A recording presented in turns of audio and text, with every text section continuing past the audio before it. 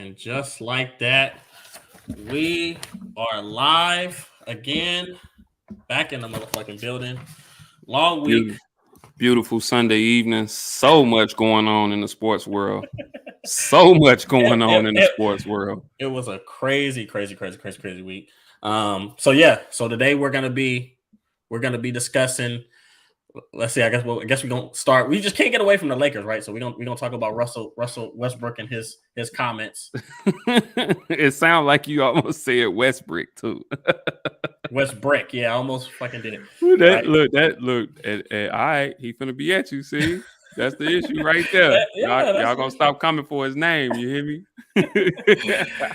So we got that. That's NBA hour one. We'll also talk some NBA MVP talk. In an hour two, we got to jump into some football. Russell Wilson's playing for the Denver Broncos now, so that should be interesting, right? So nice little 2 hours with me and my co-host Swan Don, and I'm King Tiberius, and let's jump into this thing. Yes, sir. Let's do it.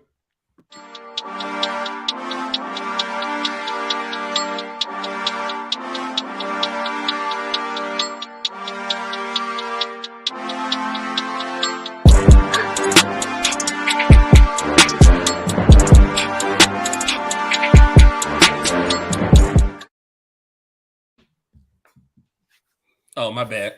I was just listening to our theme song. And just like that, yet another podcast, man. Like we said, man, it's been a crazy week. Today has been a crazy day, with current events, recent announcements, and we'll tap that in a second. Breaking news, you know what I'm saying? But yeah, man, I'm excited, man. Always a blessing when I get to sit up here and talk sports with you, bro, and get into it, man. For all the people that's watching, we love y'all. Thanks for tuning in. God bless, and we're gonna give it to y'all for real. Back another Sunday. So we'll go ahead and get to the gusto hour one NBA. All right, Swan. Let's talk about your favorite point guard in the NBA. God bless his heart. God bless his precious heart. So for those for those of you who don't know who we're speaking of, we're speaking of the one and only Russell Westbrook. And these terrible Los Angeles Lakers right now. But if you're not privy to some of his recent events or some of his recent statements, a couple days ago, after a loss to the Houston Rockets, the team with the worst record in the league, during the game, he was getting heckled by a fan or whatever, and they called him, in particular, he mentioned being called Russell Westbrook. and so after the game and in his post game press conference or whatnot, he went into this whole spiel about how he hates that and how it's defaming his name, how he has to hear about it from his kids and how he has to hear about it from his wife. They've been giving death threats and all of this stuff. So we figure we'd touch bases on that, and I'm gonna just start by saying this. No, I don't want to seem insensitive to his wife, his mother, who he mentioned, his children. Obviously, we don't want to seem insensitive to them. And anytime a man doing his job and doing it to the best he can, because no one ever questions his work ethic. No. Anytime you see a guy doing his job to the best that he can, I mean, he's doing what he's supposed to do to feed his family. And we hate to see what his family is going through. So I'm not trying to just brush that off or throw that to the side. It's a serious issue. And for anybody out there, any fans out there, I know we're all critical of Russell Westbrook, but I mean, let's just be cognizant of the fact that he does have a family to feed.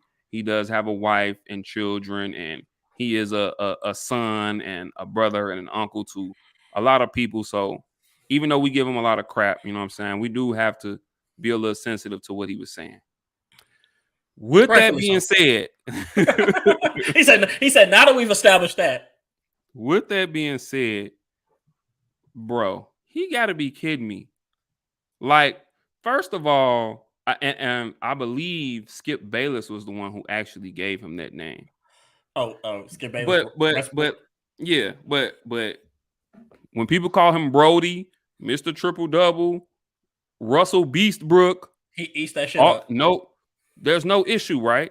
When he's on the court and he done went 4 for 13, and then he finally and then he finds himself on the block and he posts somebody up and he hits a little fadeaway to go 5 for 15 or whatever, and he's rocking the cradle, calling a grown man a little baby. Oh, it's no issue then. When you come into another grown man's manhood, there's no issue then. But now that you out here and y'all done went out and lost to the worst team in the league, and your play is atrocious, you haven't lived up to not even the expectations that you claim you didn't even have coming into the season, right? Ridiculous. Yet you signed with the Lakers, right? But you have no expectations. Exactly. But now all of a sudden, because you're hearing it from the fans, now all of a sudden you got a problem, and it's defaming your name, and you need to stop that. We don't want to hear that, bro. This is sports, bro. There's not a superstar in any sport in any league who doesn't get that. Tom Brady's the GOAT. You don't think he gets heckled? He does. Michael Jordan, LeBron. They call LeBron LeBum James, LeBrick James. Look, we just seen another case in tennis. Naomi Osaka was kind of breaking down because she's getting heckled. Exactly. It comes with the territory. It comes with the territory. But because he's playing bad now, he's expects that he's somehow not going to be privy to that type of treatment, to that type of heckling. Like I said, they call LeBron LeBum, LeBrick, Queen James, everything, bro. 2 years ago in the bubble, I'd be god dog if they didn't crucify Paul George. Paul George was pitiful P, pathetic P, pandemic P. He got disrespected. He got disrespected all last season by fans and players alike. I'm like, damn, they acting like this man wasn't an MVP candidate a few years ago. Bro, he got it tough from fans and analysts alike. You don't think? And once again, I don't. It's a serious issue when you're getting death threats or whatever. We don't take. To me, that's out of hand. Yeah. But bro, he doesn't think that any other superstar on any other team in any other league is getting that as well. Well, here's my thing. Let's go a little bit deeper, right? You signed with the Los Angeles Lakers, one of the two most storied franchises in the NBA, other probably being the Celtics, and you walked into this spotlight. Exactly. You could have went anywhere. You could have stayed a place where you grew up. What was supposed to have been a dream destination for you. Playing next to who some people consider, keyword, some people consider the greatest player of all time in LeBron James. So you're going to the in caps. But my thing is you go here and you ask for this. Exactly. So granted, he's playing bad, and we mentioned him looking like his confidence isn't to the level where it's been in years past. But you have to mentally prepare yourself with what comes from playing any sport, from playing in a big city or a big platform, right? Go ahead. No, go ahead. I was going to say, and furthermore, you mentioned him kind of seeming like, as we talked about last week, he seems to have kind of lost confidence, especially on the court. Him saying that could only do more damage. It makes him look weak. Now it makes him look very much weak, and that's not the Russell Westbrook that we know. Weak and vulnerable. Two great adjectives. Weak and vulnerable, and that's not the Russell Westbrook that we know. Furthermore, does he think that when he goes into these opposing stadiums now, does he think that's going to calm them down all day? Do he think he's not going to hear Westbrook or plenty of other names even more now? Do you think they care? They want to do whatever they can to get you out of your game, to continue having you play as terrible as you've been playing, so that their team can get the advantage. Well, you know what, and this is what I will. I'll dial back and I'll have a little bit of a little bit of sympathy for him. I'll kind of put myself in his shoes. I think if you look at athletes when they're performing at their peak level, they're deaf to the bullshit, right? Nothing affects them. But when they're at a low and they're not at the top of their game and they're struggling, and for him, he's turning the ball over. He can't score worth a lick. He's never been a great defender, but he's literally at his all-time low. So those things affect him much more. I just mentioned Naomi Osaka. She said something after she got heckled. She said, "Look, I've been heckled before, but it was something about when it happened this time that it really got in my head," and she was crying. Right. So I think he's just outside of the heckling, he's in such a vulnerable state because him as the player is not me. He probably not meeting his own expectations. Ironically, just as an aside, at that same venue, same tournament or whatnot, where Naomi Osaka was being heckled back in 2001, and I think she mentioned this, back in 2001, Venus and Serena Williams went through that same thing there, and they ended up boycotting that event for over a year. Wow. So just something to put that into background. Right. Just something to put that into perspective there. But yeah, I just don't know what Russell Westbrook's aim was in putting this out. You know what I'm saying? And then he's the only person that can do something about this. And the only thing he can do about this pick up his play. Once again, I'm gonna use Paul George for an example again. In that a couple years ago, in the bubble, we seen his play. It was terrible. You know what I'm saying? He gave himself the nickname Playoff P, and then he opened himself up to all the other criticism or nicknames or whatever. But then he came back last year, and although they fell short, I believe they got to the Western Conference Finals last year without Kawhi Leonard. It was really him and you know a group of sidekicks, some rotation players, and he proved himself to be that guy that we all kind of thought he was. He was hooping. He was hooping last year. He really was hooping. Well into the playoffs, he was, and they're missing him. Even though they're staying afloat, they're right there in the playoff race in the play-in tournament right now. But they're missing him once again this year. But I mean, I don't know what Russell Westbrook was expecting by going out and saying those words in his press conference. Hey, look, for my Wire fans, he wanted to sound like Marlo Stansfield when they was in that jail cell. My name is my name. So yeah, he wanted to look tough. I mean, I get it. Hey, y'all gonna put some respect on his name, okay? He ain't gonna say it no more. All right, y'all gonna put some respect on his name. But he has to pick up his play. Only he can do something about this, bro. They play Washington the other night. Bro, I was at that game. Oh yeah, you were at the game. How about this, bro? Between LeBron James and Russell Westbrook, they had 55 combined points. LeBron had 50 of those. No, it's the truth. Bro, come on, man. And they got you for situations like they're in right now. They got you because when LeBron's out, he has to low manage or something like that. Exactly. That you can run the show. Exactly. Or in this case, Anthony Davis is out. Or when they both out, they got you so that you can be that second superstar. Or in some games, in some instances, you can be the man. And he was supposed to have been able to keep them competitive and keep them afloat. But he hasn't been able to do that. His play has just been downright atrocious, bro. He's the same Russell Westbrook that he always was. He was never a great fit for this team. No. And then obviously reports have came out.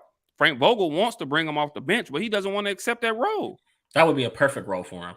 And that would actually make me have a little bit more belief in the Lakers that possibly they could win first of all, make it into the playoffs and possibly, win a couple games in the playoffs because I'm assuming they would play the Suns. God bless. Run with the second unit. But when you got a guy who didn't have any expectations coming into this season with this storied franchise, with your dream location right in the area, right in the neighborhood where you grew up at, I mean, you get what you asked for. You know what I'm saying? And now, although he asked for this, I almost feel sorry for LeBron. You know what I'm saying? Because he's out there now because Russell Westbrook hasn't been able to hold his weight and live up to his expectations. Now you got LeBron James out there playing 30, 37, 38, 40 minutes a night. Now you got him in year 19 having to overexert himself and be extremely aggressive on offense. Now you got him out here. Bro, they literally, consider this. He scores 55 against Golden State. Mm-hmm. They squeak out a win. Then they lose to Houston. They lose to Houston. He has a triple-double, but it was probably one of the most meaningless triple-doubles he's ever had. He shot the ball terribly. He was about 9 for 25 or something from the field. Shot the ball terribly. Gave up a layup that could have possibly won the game to kick it out to Carmelo Anthony, who missed the shot. And then they got ran off the floor by the worst team in the league in overtime. Okay? Then he comes back out the other night against the Wizards and scores 50. They get a win. So basically, what you're telling me is that Russell Westbrook has failed so far that he can't be like LeBron James has to score 50. Otherwise, the Lakers won't win a game. That's terrible for a team that many expected to win the championship.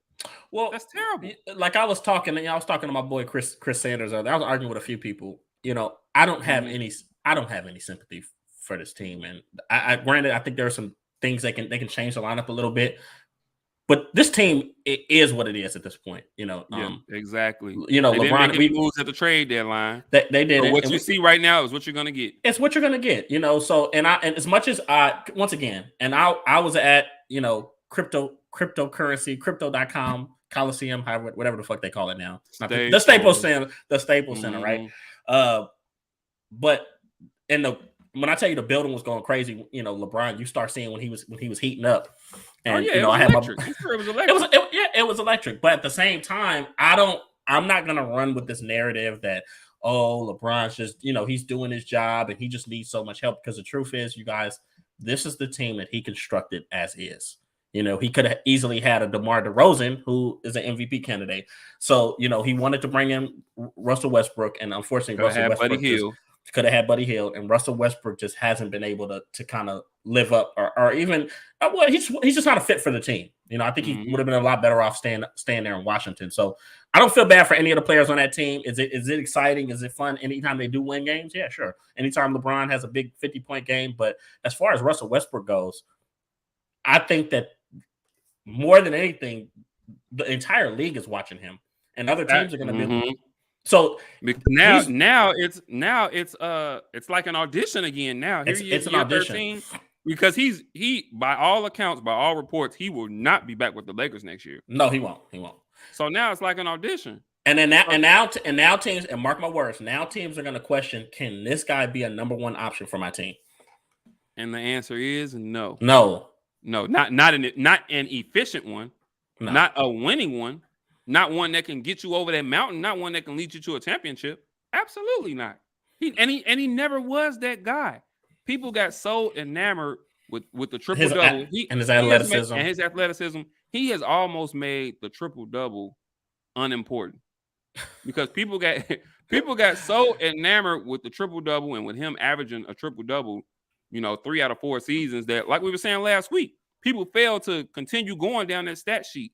You'll see the 27 points, the 12 rebounds, the 11 assists, but you don't see the 7-8 turnovers. You don't see that the man that he was guarding went for 27. So when you equate those turnovers and the points off of turnovers, not to mention the fact that the man that he was guarding probably went for 27, all of a sudden those triple double numbers are null and void. So now you're losing games. Then you get into the playoffs. It's the same act, and you first round exit. He's almost empty calories. He is. He's empty calories. Mr. Empty Calorie. Yeah, that's what he is. So, I said, it's unfortunate. I hate seeing, because I've always been a fan of his, of his playmaking ability and his athleticism, and I like his energy. But the truth is it's absolutely sad seeing a player kind of lose confidence and man, just look bad. Like he really looks like a lower tier guard in the NBA right now. So we'll see if he can figure it out. I know it's not going to be with the Lakers, but honestly, I think. And once again, I respected his game as well, because, like I said, one thing you can never say about him is that he doesn't play hard. No, he plays hard. But crazy enough, and that's another thing about this season.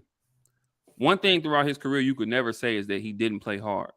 But now, if you're watching this season, to go along with the fact that he seems to have not playing as hard, confidence in himself. He's not playing as hard. Seeing plays where he's already not the best defender, but he's not engaged. You're seeing plays now where he's just not engaged. You see him on defense, and I've seen clips of him on defense where he literally didn't move for 10, 12 seconds. That's bad. Everybody around him just moving around. Everybody's picking and cutting and moving around, and he's just bouncing in one spot, but he's not moving. Well, I think it's kind of you attribute that to he's playing for a team that I think is very apparent doesn't want him there.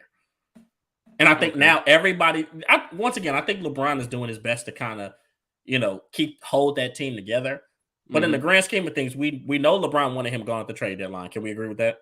Yep. He didn't care about any picks. They already don't have a first rounder until 2027. 27. And he wanted them to give that one up. And we know that front office is like, yo, what the fuck did we just do? Oh yeah, they're regretting this. They're regretting this. They're probably talking about him. They're probably having meetings about him and his play and what they can and can't do already.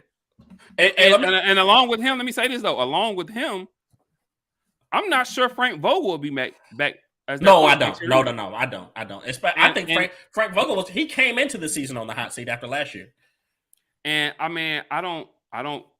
He has his shortcomings, but I don't put it all on him. You know what I'm saying? No. Now, the team as a whole, and their defensive effort, I mean, I don't know. Anytime you're not getting effort out of a team, it's going to automatically look back into a coach. And right now, they cannot defend. But that's partly on them and the way this team was constructed because they're old as dirt. They came into the league, the oldest team in the league. They're old as shit. So how could he have expected them to even be a middle of the pack defensive team? You add in the injuries to LeBron, you add in that Anthony Davis can't park his car at Staples before he getting hurt. Like, you get what you have. I had somebody tell me they were defending LeBron. They said Russell Westbrook can't play off ball and Anthony Davis is injury prone. I said, bro, the entire fucking world knew this. And LeBron said, I'm about to run it with these guys. Thank you. This is not new news. This isn't something that we just found out in this 2021-22 season. That's not new news at all. Russell Westbrook is always this is what kills me. In my mind, I think they really expected Russell Westbrook to come to this team and dial his game back and not be who he is. In year 13. This isn't a year 2 or 3 guy. Yeah, this is a grown ass man, right? In year 13. Come on, man. You can't be serious. So he's past the point of no return. It's fair to say. It is. He's gonna be who he is. And it's gonna be interesting in the offseason to see what interest he draws, because I mean he's probably gonna have to go to a bottom feeder that just wants to fill up some seats and that really don't care about this season. Not to mention that he's owed $47 million next year.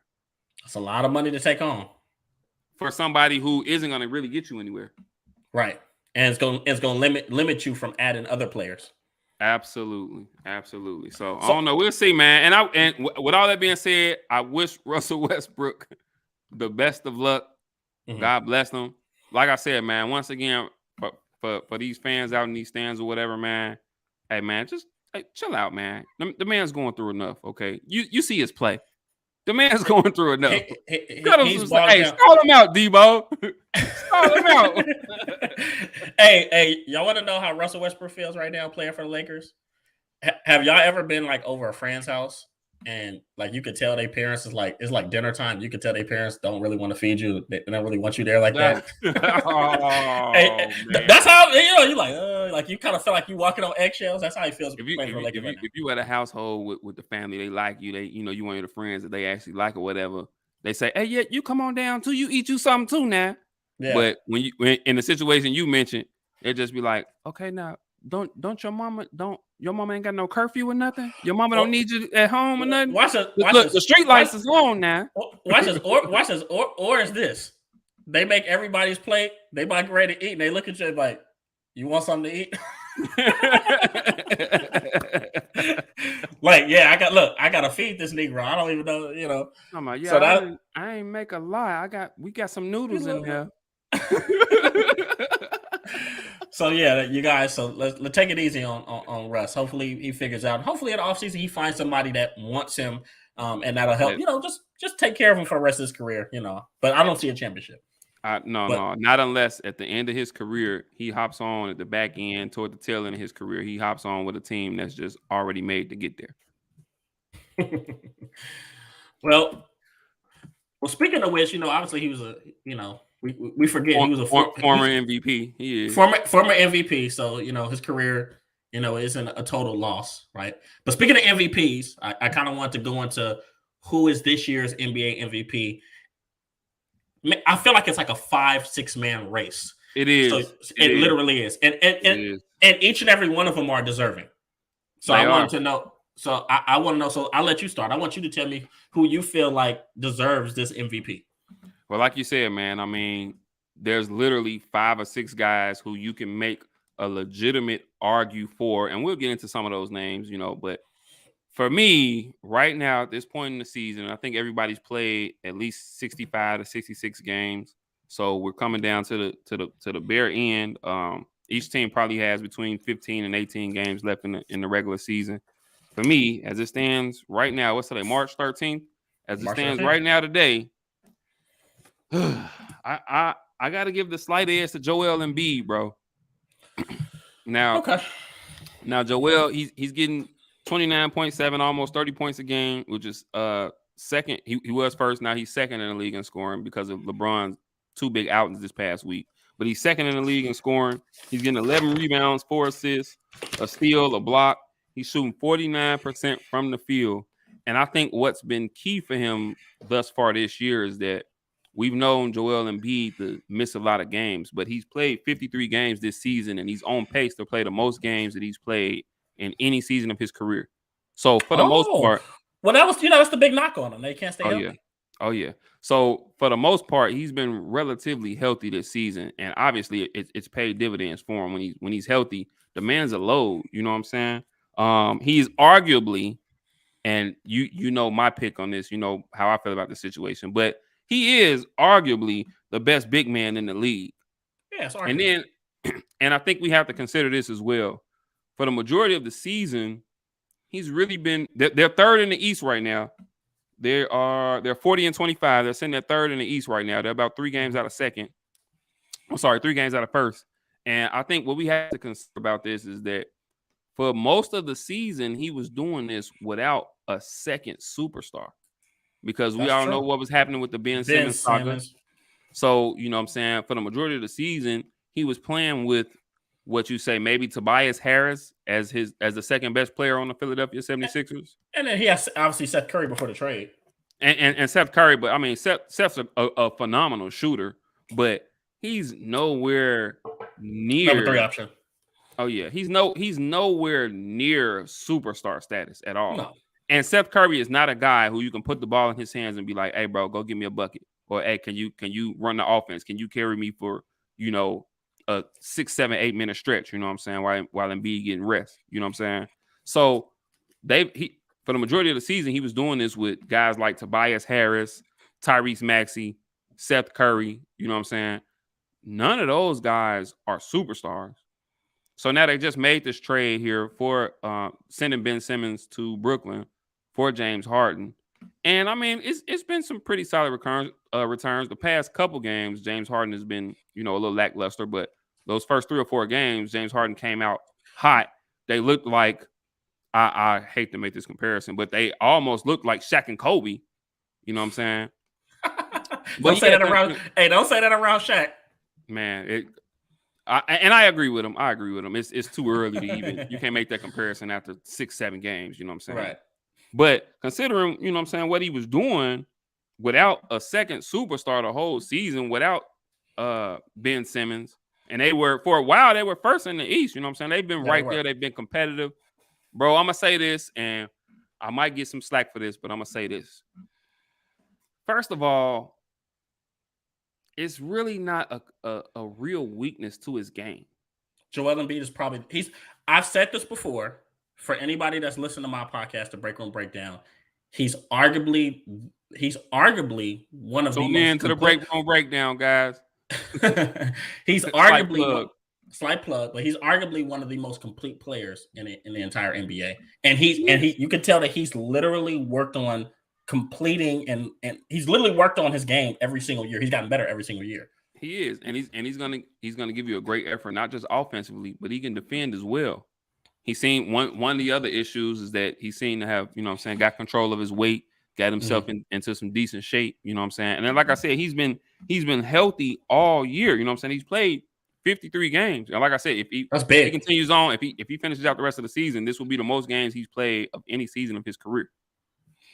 And I think looking at this game, and I know I'm gonna get some slack for this. First of all, he has a phenomenal inside-outside game. He But does. with his, I'm speaking purely with his back to the basket. Purely with his back to the basket. He's probably the closest thing we've seen to Hakeem Olajuwon since he left, with his back to the basket. Because the boy got some moves now. Not to mention that he's a load. So to be that big and that nimble, he can handle the ball. The man, look, since James Harden been there, the man been making step backs. We talking about a dude, what, 7'1", 7'2", clearly smooth, over 300 pounds probably, but he's nimble with feet, you know what I'm saying, making step backs. Come on, bro. The man got a set of skills that, unlike any we've seen, you know what I'm saying, for a guy that size, man. So, yeah, I mean, I got him as my MVP right now. And I'll tell you this, even though he's not, my pick, one thing I got to give him credit for. One, obviously, you mentioned him staying healthy, but another thing is the job he's done, really stepping into more of a leadership role for that ball club. Obviously, anyone that's followed them knows that team really wanted to build around Ben Simmons. So for the last 3 or 4 years, it's been they Ben did, Simmons. and he mentioned that. He mentioned that. Yeah, Ben Simmons is the guy, But Joel Embiid kind of, he was kind of always. And I guess it's embarrassing to say he was in his shadow, even though he's far, far better a player, but now he's kind of stepped forward. He was kind of able to keep that team focused, keep them up in the standings. And now you're kind of seeing it pay dividends down the line. We'll see how James Harden falls into the fold. So I'm more happy for him of what he's done on the leadership and intangible side as opposed to what he's done on the court. But once again, he's a good pick. Now my pick, and I guess it's not surprising. I thought you was going to go finesse. I thought you was going to probably go with a guard. I thought you were going to go with DeMar DeRozan since you're a Chicago homer. Maybe Ja Morant, right? He's in it. Both of those. And like I said, we'll get to a few guys, but both of those guys are in the conversation. You can make arguments for both guys. Yeah, you both can. Me, I'm rugged. I got to pick big man. I went with Joker, Nikola Jokic. I love the Joker. I love the Joker, bro. He is so damn skilled, and that's the word too. He's like the definition. If you look in the dictionary next to skill is a picture of him, right? And Luka's right beside him. Right? Overseas guys, not athletic, but can literally do everything. So obviously when they compare him and Joel Embiid is the far superior.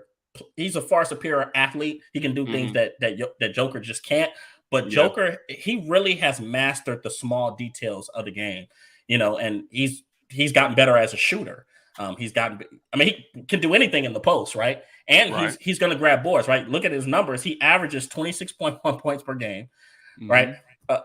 I'll mention another statistic that I know you're well known when saying that you think that Joker's the best passing big man of all time. He averages 8.1 assists. Last year he finished second. I would die on that edge. I would die on that cliff. Best passing big man ever. Last year he finished second in the NBA. All right. Second in the NBA in assists. Not amongst big men in the entire NBA. In the entire league. Yep. And I think Russell Westbrook, ironically, Russell Westbrook finished ahead of him in assists. God bless him. And he averages, we want to talk about defense or what you do grabbing boards, he averages 3.8 rebounds per game. Right. So, and he's done a lot of this really without having a number 2 option. And the Nuggets, they're sixth in the Western Conference right now. And like you said, Michael Porter Jr. has been out, back's been killing him, and Jamal Murray's been gone forever. Who I think some people would have argued that that's Jamal Murray's team. Some people would have made that argument. That's what the plan was. Jokic, I know, right? That's what the initial plan was. To see what Jokic has been able to do without those guys is phenomenal. 100%. So he's my pick. I think he is in line to possibly repeat. But then again, once again, a lot of people are fans of Joel Embiid, and him and Joel Embiid have always been neck and neck. They were neck and neck last year. So maybe this is the year of Joel. I've always said that if Joel Embiid can play a full season or close to a full season, then he's your NBA MVP. So I guess we'll see what happens. But obviously we got some other names who are equally as deserving of the award. Like I said, Ja Morant's right there. I discussed him. We were talking about him last week. I said that I thought he's the best player in the league, right? And it's arguable. He's the best player in the league right now under the age of 25. Right. But I mean, Ja Morant's right there in the conversation. As you said, my boy DeMar DeRozan's right there in the conversation. Phenomenal. He's playing phenomenal ball. And people thought DeMar was washed up. They thought he was done after those San Antonio years. And now to see what he's doing with this Bulls team, and the Bulls have been just enamored with injuries. But to see what he's done with this Bulls team is just phenomenal. Luka Doncic's in that conversation. Right. I'm gonna give you a dark horse name. Give me. Jason Tatum is in that conversation. The way check this out. I don't know if you've been noticing, but Boston did a complete 360 this year, considering how they started the season, and then looking at them now, they've gotten themselves to fifth in the East right now. I think they've won probably I think 9 of 11 or something like that. They've been hot since the All-Star break. Jason Tatum's been playing his butt off. He gave I think that was last week or last Saturday, I think it was 50. He gave last Sunday, I think it was. He gave Brooklyn 53. Was it 50? Yeah. 53? 50, yeah, I think it was 53. He's an enigma to me, though. Jason Tatum has always been an enigma to me, because it's like I don't know what what trajectory his career is headed in. Right? Is he going to be the league's best player? Is he going to be the face of the NBA one day, which we'll talk about a little later?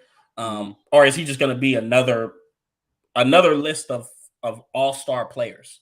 Like, I don't know. Like, but his potential is off the charts, and sometimes he'll have moments where he reminds you of how special he really is. Because I think he got lost in the fold among superstars, Trae Young's, Luka Doncic. People are talking about these other guys that kind of came out a little after he did. Right. So yeah, so I don't know. I mean, but you're right. If he is a dark horse, and I looked at some of his numbers, and yeah. And I think the thing with Jason Tatum is, for a while, you can say that he's not necessarily the most efficient scorer. You know what I'm saying? Like, a lot of time, sometimes when you watch his game and you watch them play, it's almost like he'd rather take the tough shot.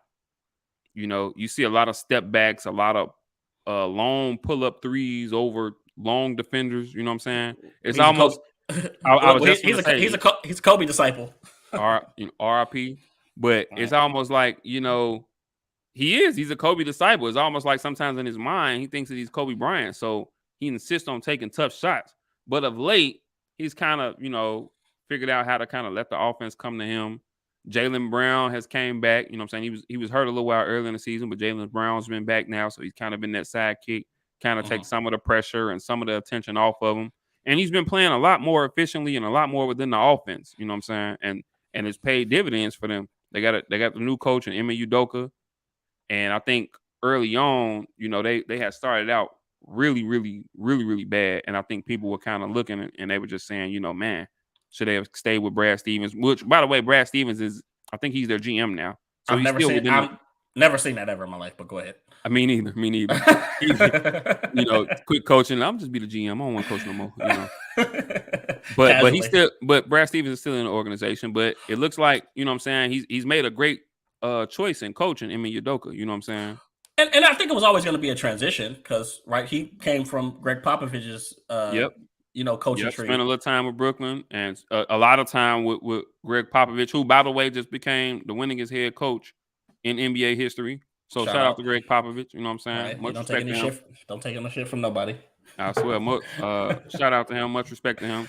But yeah, I mean, Jason Tatum's in there, Luka's in there, Ja Morant's in there. We mentioned Jokic. We mentioned Embiid. I mean, there's a ton of guys who have that who have that argument. You know what I'm saying? So I mean, I don't know. I think this year's MVP race is going to come down to the wire. I wouldn't be surprised if Jokic did go back to back because it'll be well deserving. It would be well deserving, and they've been playing well of late as well. Yeah, they have. And I'll say this, and obviously it's coming.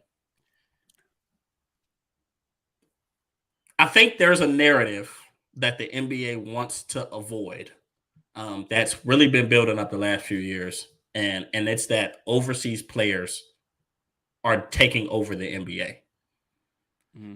And I don't think that the NBA as constructed would like to see a Jokic win the NBA MVP again.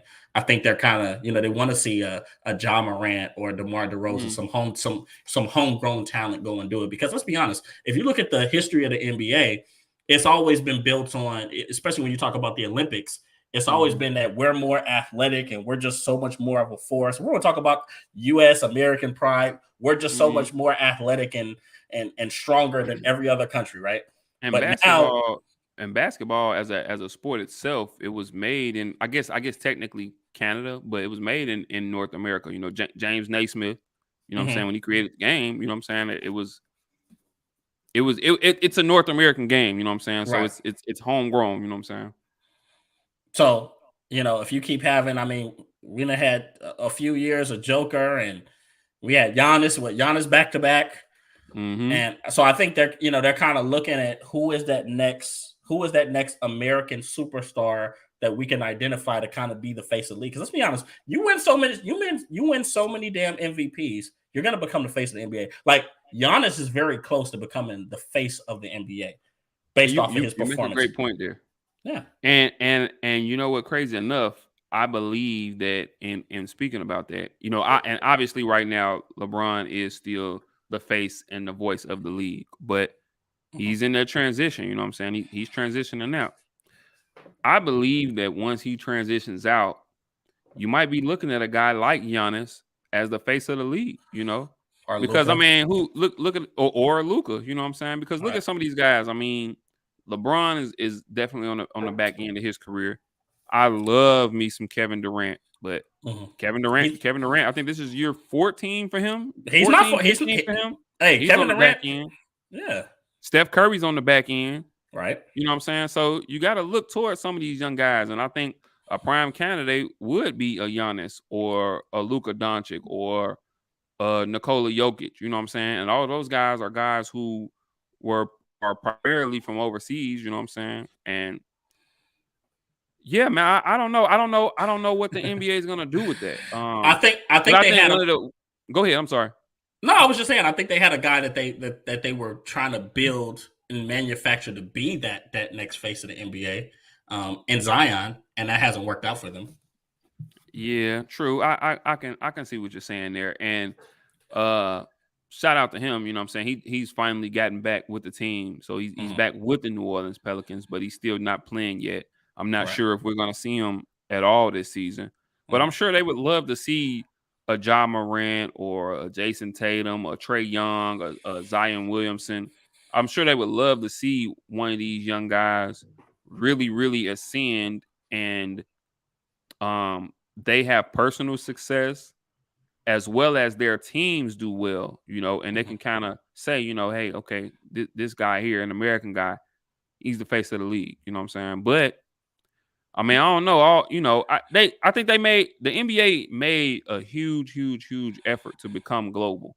You know what I'm saying? They got the NBA Europe and everything. So they made this huge effort to become global. So they may just have to accept the fact that, hey, the rest of the world has caught up as far as basketball goes. So they may be gonna have to really accept the fact that, hey, the face of the league might be a foreign guy, but that's just what it is. And this is after years of, about a good 5 to 10 years of LeBron. Then we had Kobe. Kobe had it on for about 5 years. Kobe, Mike, and then we can go all the way back. Kobe, LeBron, Kobe, Mike, Magic Johnson, Larry Bird, Dr. J, Kareem, Wilt. All these guys were American-born guys. But like I said, the rest of the world is caught up. You know what I'm saying? Basketball has definitely went global. Its popularity globally is, phenomenal. And I mean, that's just the nature of the beast. You know what I'm saying? And there could be some kid over in wherever right now. Timbuktu right now. Timbuktu, that's what I like to say. Some 14, 15-year-old kid who's grooming himself to, you know what I'm saying, come to the league and could possibly be that guy. Because, and let me say this, as we said, we mentioned Luka and Jokic. Those guys over there are skilled. They're not dependent. They're not dependent on athleticism, and that's been the key to a lot of their success. Over here in the in America, everybody's one and done, or now you see guys where they're not even going to college, they're playing in the G League, or they got this new OTE league now, and they're finding alternatives to go to college because the NBA, they've got to where they're drafting so much more off of athleticism and An actual skill. off of potential more than actual skill. Because even this year, watch, even this year, you're gonna see a slew of guys who went to college for a year and jumped, and all over the NBA draft, you're gonna hear the same word: potential and upside. You're gonna hear that same word.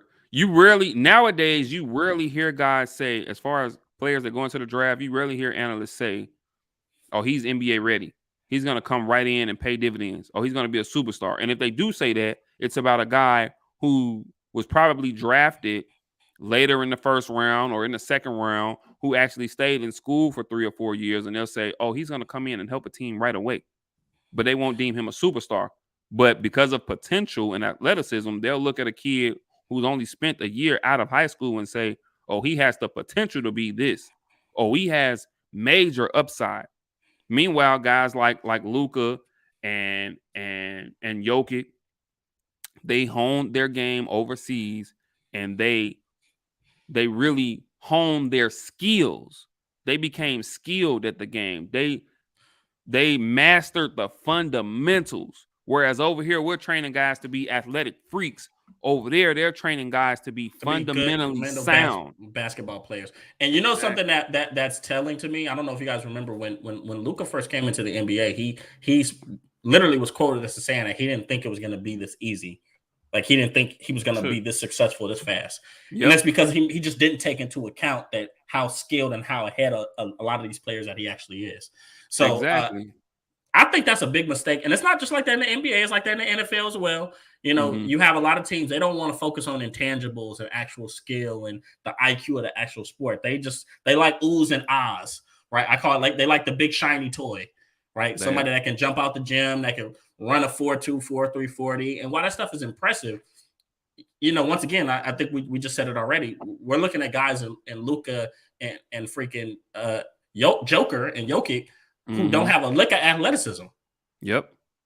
Even I mean, there's a slew of guys in the league that we can say that about, you know what I'm saying, guys who are from overseas who aren't athletic, but they find success in this league, you know what I'm saying? So the NBA is probably just going to have to face it, that the face of the league moving forward might be a European player. Be a foreign face, you know what I'm saying? Right. Or if we want to go homegrown, Steph Curry was said to not be athletic enough, right? He wasn't this exciting athletic prospect, right? Agreed. So just to give you guys another guy that's in year 13, 14, you know what I'm saying? Like, he's coming down that mountain now, you know what I'm saying? Don't get me wrong, he's still, you know, a great player right now. He still has a couple more years at this level, but in the grand scheme of things, thread off that motherfucker. He is, but in the grand scheme of things, he's heading down that mountain, you know what I'm saying? But speaking of faces of leagues, breaking news today, you know what I'm saying? Breaking news today, and we have to make a quick segue, you know, right before we came on with you guys, because boom, here I am, you know, we're in preparation to do this tonight. I just so happened to casually look at my phone, and what do you know? There it is, right there, breaking news. One Thomas Edward Patrick Brady Jr., Tom Brady as we know him, decides, you know what, this retirement thing ain't for me. And he decides, hey, I'm back. And after what was he, officially retired a month and a half, maybe, officially? Yeah, but he was very non-committal throughout the entire process. Hey, look, my wife, she talking about his wife is going to leave him. Not Giselle. She said Giselle gonna leave him. He is back. You know what I'm saying? He announced just a little while ago via his social media that he'll be back for his 23rd season with the Tampa Bay Buccaneers. So With Tom Brady's return, I just want to know, how do you think that is going to affect the NFC picture? Well, I'll tell you one damn thing. It definitely helps restore some iota of balance because the AFC has all this fucking quarterback talent, especially now with the recent trade of Russell Wilson, which we'll touch on in a few. Mm-hmm. But because you were looking at literally an NFC hierarchy of Aaron Rodgers, Dak Prescott, Mm-hmm. You Kyler look, Murray, look. Matthew Hey, hey, Stafford. hey, hey! You made sure you throw your boy in there, huh? Come on Good now, you're old right. Dak, huh? You don't have to right. I have to throw him in there. But no, I say all that to say is that you only had about a handful of quarterbacks, less than a handful, before Tom Brady came back that really established that hierarchy in NFC quarterback play. So I think Tom Brady comes, he's instantly. I think you have to look at the Bucks as probably the favorite team.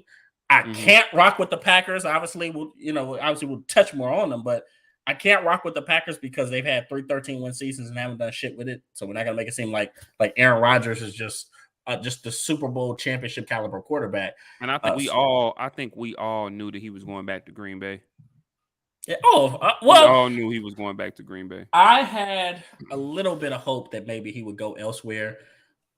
But the truth is, I think for him right now, I think he just reached a point in his career where he was just like, you know what, I'm probably never going to win another championship. I'm gonna go ahead and take this money. Yeah, and I mean, what 4 was it 4 for 200? Yes, he's the highest paid quarterback in the league right now. He's So getting I like yeah. mean, you you Eh, you you add that into the equation. I mean, hey man, relax, bro. You're not going anywhere. You're not right. So Tom Brady comes back and it's kind of just business as usual. Now that means Gronk is coming back. So he was mulling retirement. And that was going So to be. I'm glad you mentioned that, because that was going to be another question for me. So now that we got Tom Brady coming back, I think you can almost assume, like you said, that Gronk's going to come back with him. What about mhm, Chris Godwin? Because Chris Godwin's a free agent. You he got think you tagged. think this? He got tagged. Okay. So the He was gang's all tagged. back together again, The huh? gang's they're back together. And I So think barring injury, you gotta.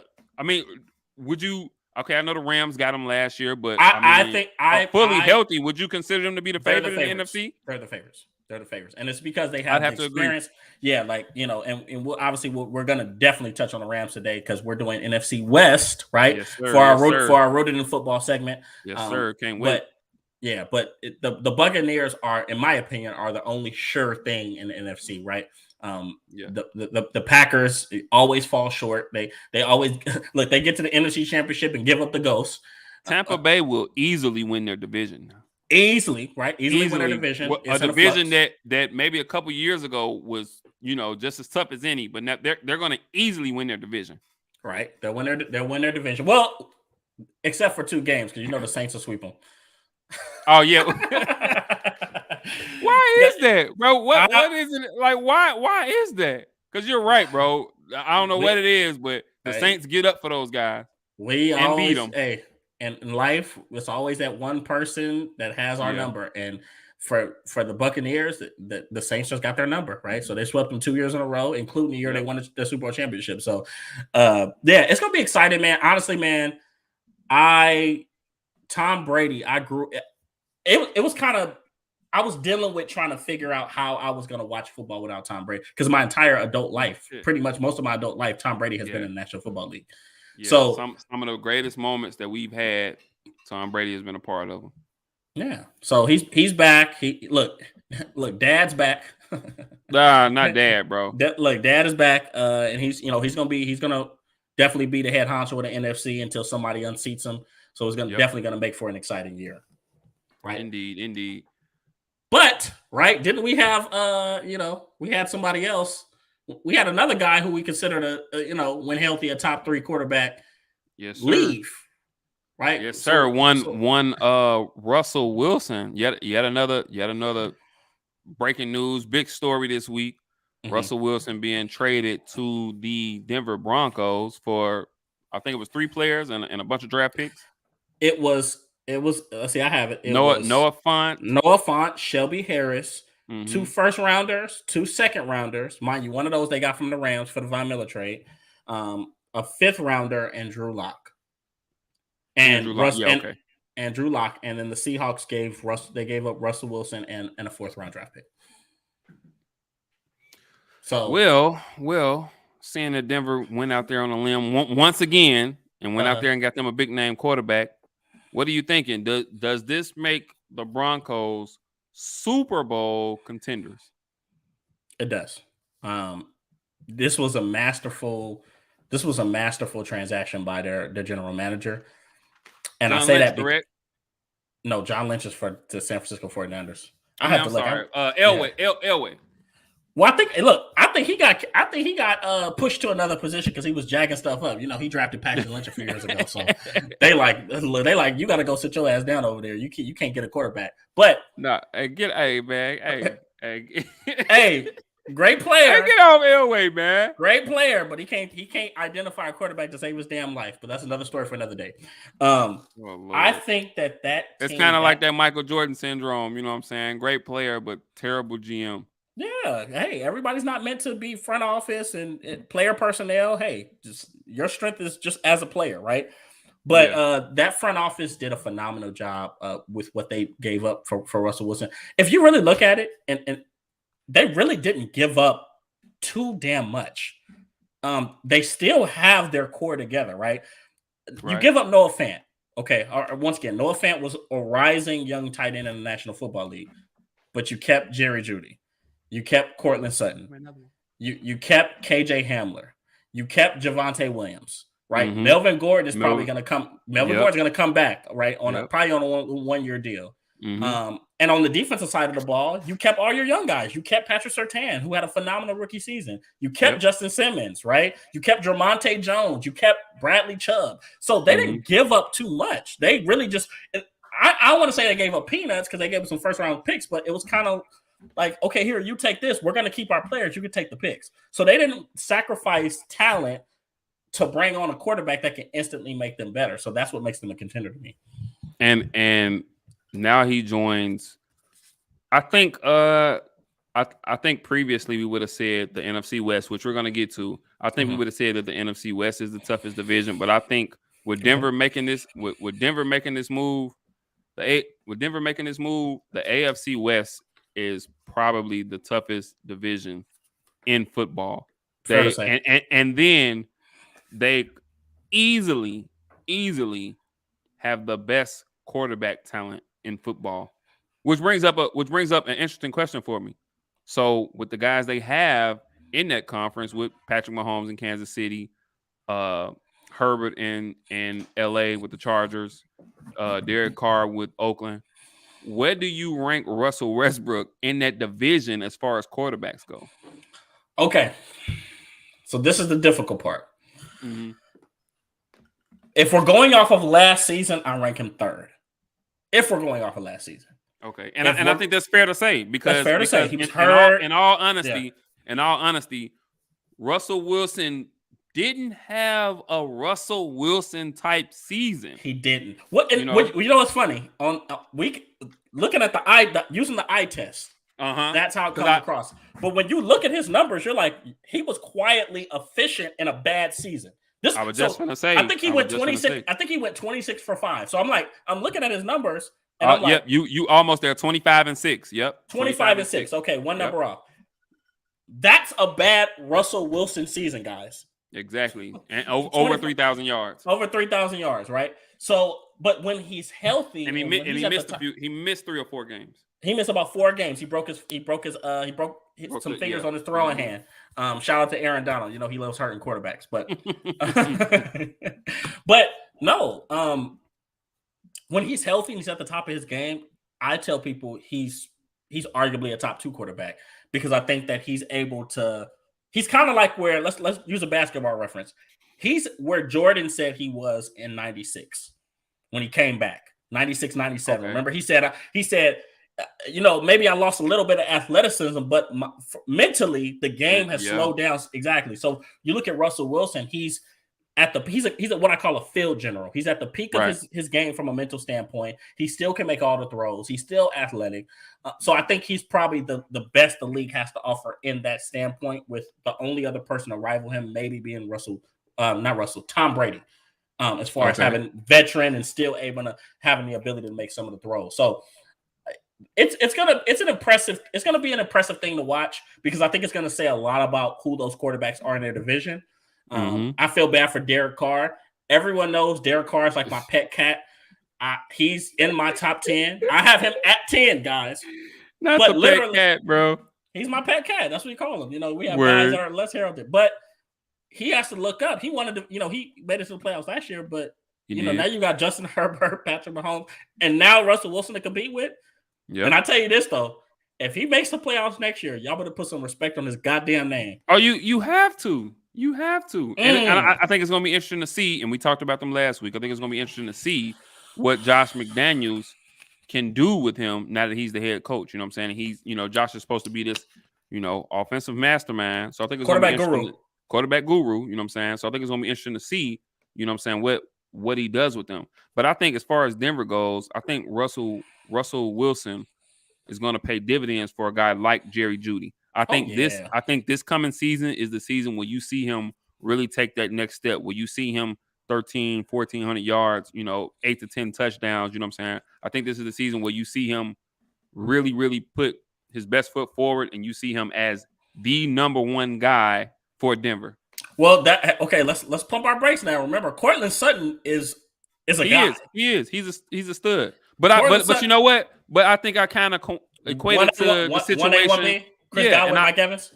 Or I was going to say the team that Russell Wilson just came from, because you got DK Metcalf, but you can argue Tyler Lockett. I swear to God, man, Tyler Lockett seemed like you blink your eyes and he's just open. Tyler Lockett was always open. He was always getting deep. You know what I'm saying? And I kind of equate that the same way in Denver. You know what I'm saying? Kind of 1 and 1A. You know what I'm saying? But I just think you're really gonna see, for what we know Courtland Sutton to be and can be, I think you're really gonna see Jerry Jeudy take that next step forward and really. I think he's gonna to be that number one guy. I'm interested to see now though, because they gave up Noah Fant. I'm interested to see now what they'll do at tight end. You know what I'm saying? And not that they don't have enough weapons offensively, but I'm interested to see where they go with the tight end position. Well, the good thing for them is this year, this is a very tight end heavy draft. So, they get in. I know you got some prospects from Texas A&M, UCLA. So if they really do their due diligence, they'll be able to find a guy that's serviceable. But the truth is with that amount of receiving talent, and you got freaking, you got Javonte Williams and Melvin Gordon in the backfield, who quietly were literally one of the best running back tandems in football. I mean, really, what do you need elite tight end play for? You just need somebody that's reliable and dependable. I agree. But I think I do think they're going to be really fun to watch. I think that AFC West is going to be just, a gauntlet, bro. A gauntlet. I think the same way, and once again, we're going to get to the NFC West. But I think it's very, very feasible that the same way you got 3 playoff teams out of the NFC West, I think I can definitely see 3 playoff teams out of the AFC West, especially with 7 teams getting there. 100%, right? And another reason to look out for Denver, who could possibly win that division, is not. We're just looking at the offensive side of the ball. Yeah, you guys last year they had a top 3 defense. They did. They quietly and I think we had hit on that last week when we were talking about the AFC West. They had a great defense, and a lot of those players. I mean, minus the Shelby Harris, a lot of those players are returning. Bradley Chubb's returning. Oh, and breaking news: Von Miller is trying to go back to Denver. I seen that. So don't be surprised if y'all look up in 8 months, right? And Denver is at the top of the AFC West, and now we're looking at Kansas City Chiefs, who went to the AFC Championship. Now they're the second best team in their division. It's very possible. So we just got It's very, very, very feasible. You're right. Yeah. And speaking of Von Miller, we're gonna go ahead. First of all, we're gonna go ahead and jump into our Rooted in Football segment. And this week, last week, as you guys seen, we covered the AFC West. So this week, as we've been alluding to, we're gonna go ahead and cover the NFC West. So obviously, you got the Rams, the Cardinals, the Niners, and the Seattle Seahawks. And I guess we're the Super Bowl champs.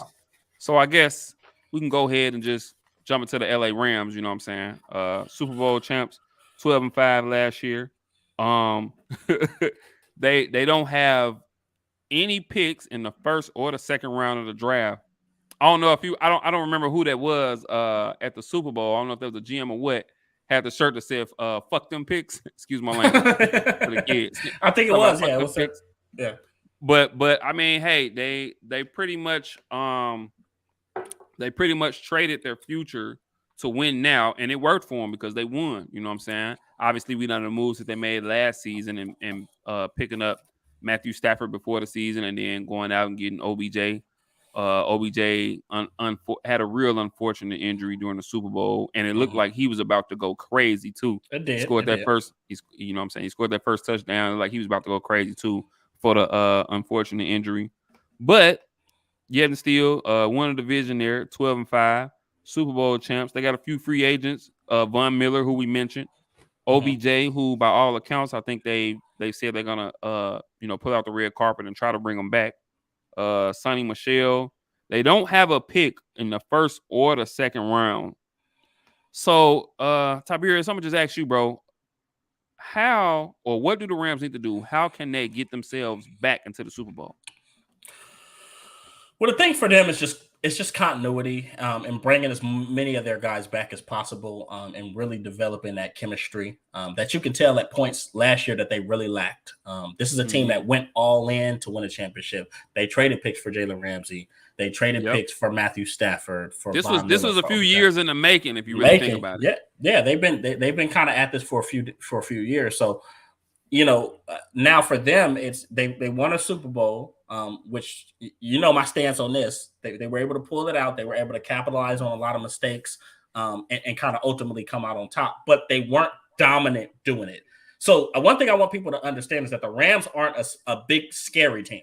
They're not a big scary team. Not. They have some talent at certain positions and they have some star level players, but ultimately they have to work and they have to improve because once again, you just heard me say. Tom Brady going back to the Tampa Bay Buccaneers, I still have them as the favorite, right? They almost beat the Rams with and I think they should be. They almost exactly. Yeah. You know what I'm saying? They were what a slip up in the secondary from possibly you know what I'm saying? 20 down 27-3 all the way back, a slip up in the secondary, and who knows? We could be talking about them back to back. Exactly, right? And we know Tom's going Tom, right? So so for the Rams, like once again, continuity when looking at some of their needs, it's clearly, you have offensive tackle. I know Whitworth is talking about coming back, but main thing I look at is linebacker. I think that they're definitely going to need to improve that. That's probably the biggest weakness in their that outside of safety, right? I could have easily went safety as well, but linebacker's pretty weak. And I looked at two names that really intrigued me. Guys that can come in and give them and instantly kind of give them an upgrade or give them some potential. For free agent, I looked at Anthony Hitchens. Right, Anthony Hitchens comes from Kansas City. Started out in Dallas. He's an Iowa kid. I played at Iowa. Real blue collar, hardworking, leadership, intangibles. Not a special player, maybe from a talent standpoint, but he can come in and kind of give you some veteran leadership and some veteran presence in that linebacking core. He left Dallas as I think he was about the second or third best linebacker, but he goes to Kansas City and he becomes their number one guy in linebacker, and he helps them win a Super Bowl championship. And he helped groom the young guy they brought in, Nick Bolton, helped groom him, get him up to speed. And I mean, it's unfortunate, but in all industries, he essentially trained his replacement. So they let Anthony Hitchens go because Nick Bolton is becoming the new face of the linebacking core for the Kansas City Chiefs. So Anthony Hitchens, you could bring him in. He's a no nonsense guy. He's going to come in. He's going to work. He's going to learn your playbook. And at a minimum, that's minimum. He's going to be a really great rotational linebacker that can play on special teams. But at a maximum, he's going to be a solid starter. So I look at Anthony Hitchens in free agency. In the draft, once again, I know they don't pick into the third round, so I'm gonna pick it's a guy that's very intriguing to me that I think will fall to the top or the middle of the third round, and that's Damon Clark. I like that his name was Clark because my last name is Clark, so that was one of the reasons. But I bet. But he's from LSU. about 6'3", 6'4", 240 pounds. So he's a size speed product. He's another name in that long line of LSU linebackers. Patrick Queen, Deion Jones, Devin White. They have and Dallas drafted a linebacker, Jabril Cox, who was looking pretty good before he got injured. Yeah. So LSU is kind of low key becoming a linebacker factory, where they're producing these guys that So they're producing these guys that aren't only that aren't only athletic. They can cover, they can stop the run, and I think Damon Clark kind of fits that bill. He's actually probably a little bit more talented than some of the former guys that came out. He's a little bigger. The biggest thing for him is that he has a lack of instincts. He's still kind of learning the game and kind of fine-tuning the small details. But I think he's a guy, if they draft him, he's a good developmental prospect. Let's be honest. If you're a linebacker, you got Aaron Donald, the best player in the league, in front of you. I mean, there's a learning curve, but hell, you'll learn behind him. Word. You'll learn playing behind him. Shit, you'll figure it the fuck out, right? Indeed. So I was thinking too, they probably go defense, maybe linebacker, maybe some sort of rushers cut, because I do see Von Miller leaving. So I was thinking too, you know what I'm saying, they go defense, maybe some sort of linebacker or something, you know what I'm saying? But I mean, in a tough division, do you see them winning this division again? And I know how you feel about the Niners. I know you, and we'll get. I'm going to get to them next. I know who you feel about the Niners and Kyle Shanahan, but what you think? I think it'll be tough. I think they can do it. I don't think, but the 49ers are a legitimate threat to them, because I think the 49ers are a well-constructed team with a superior coach. Ooh. With the superior coach. Because see, in my mind, I look at them both as and I'm talking, Sean McVay, coach for the LA Rams, Kyle Shanahan, coach for the San Francisco 49ers. I kind of consider them both in own ways. I consider them both to be kind of offensive geniuses. You know what I'm saying? True. I love Kyle Shanahan because I feel like he can put you and me in the backfield and we can go for 1,000 yards. The way he schemes things up. But I like them both. But I'll count. But this is what I use to counter and say that Kyle Shanahan is better. I can be his quarterback, and he'll create layup throws for me. He's so great of a schemer. But I think the running game and the scheme that he has with the running game really helps that, though. It does. It does. But one thing I like about Kyle Shanahan is that we've seen him. Outside of him being an offensive genius, we've seen him change his scheme so much. From years past. And right now, and it took for a buddy to tell me and to make me realize this, and I had to look at it, he has probably built one of the most unique running schemes ever in the entire history of the league, right? And these aren't star-studded guys that are in the backfield. These are guys that, he plays to his player strengths, but his blocking scheme, some of the things that he does, the way he moves around Trent Williams, you might see Trent Williams as an H-back. You might see him at tight end, right? You might see him at fullback. And this is their starting left tackle, right? They do all kind of crazy things to spring their runners open.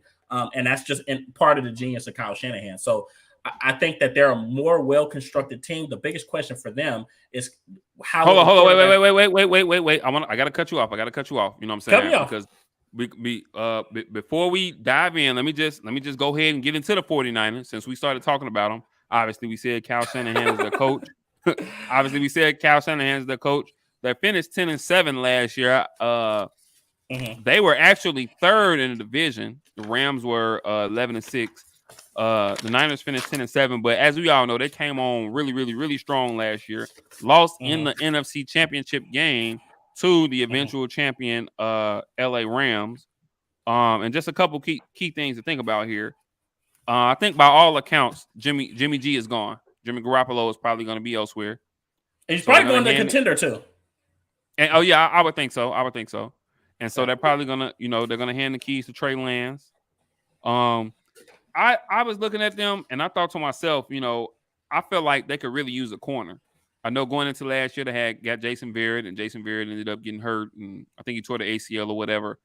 And so sad. I know it was. And I think down the stretch they were just kind of picking up the pieces as far as at the cornerback position. So I feel like they probably needed to go cornerback. They don't have a first round pick.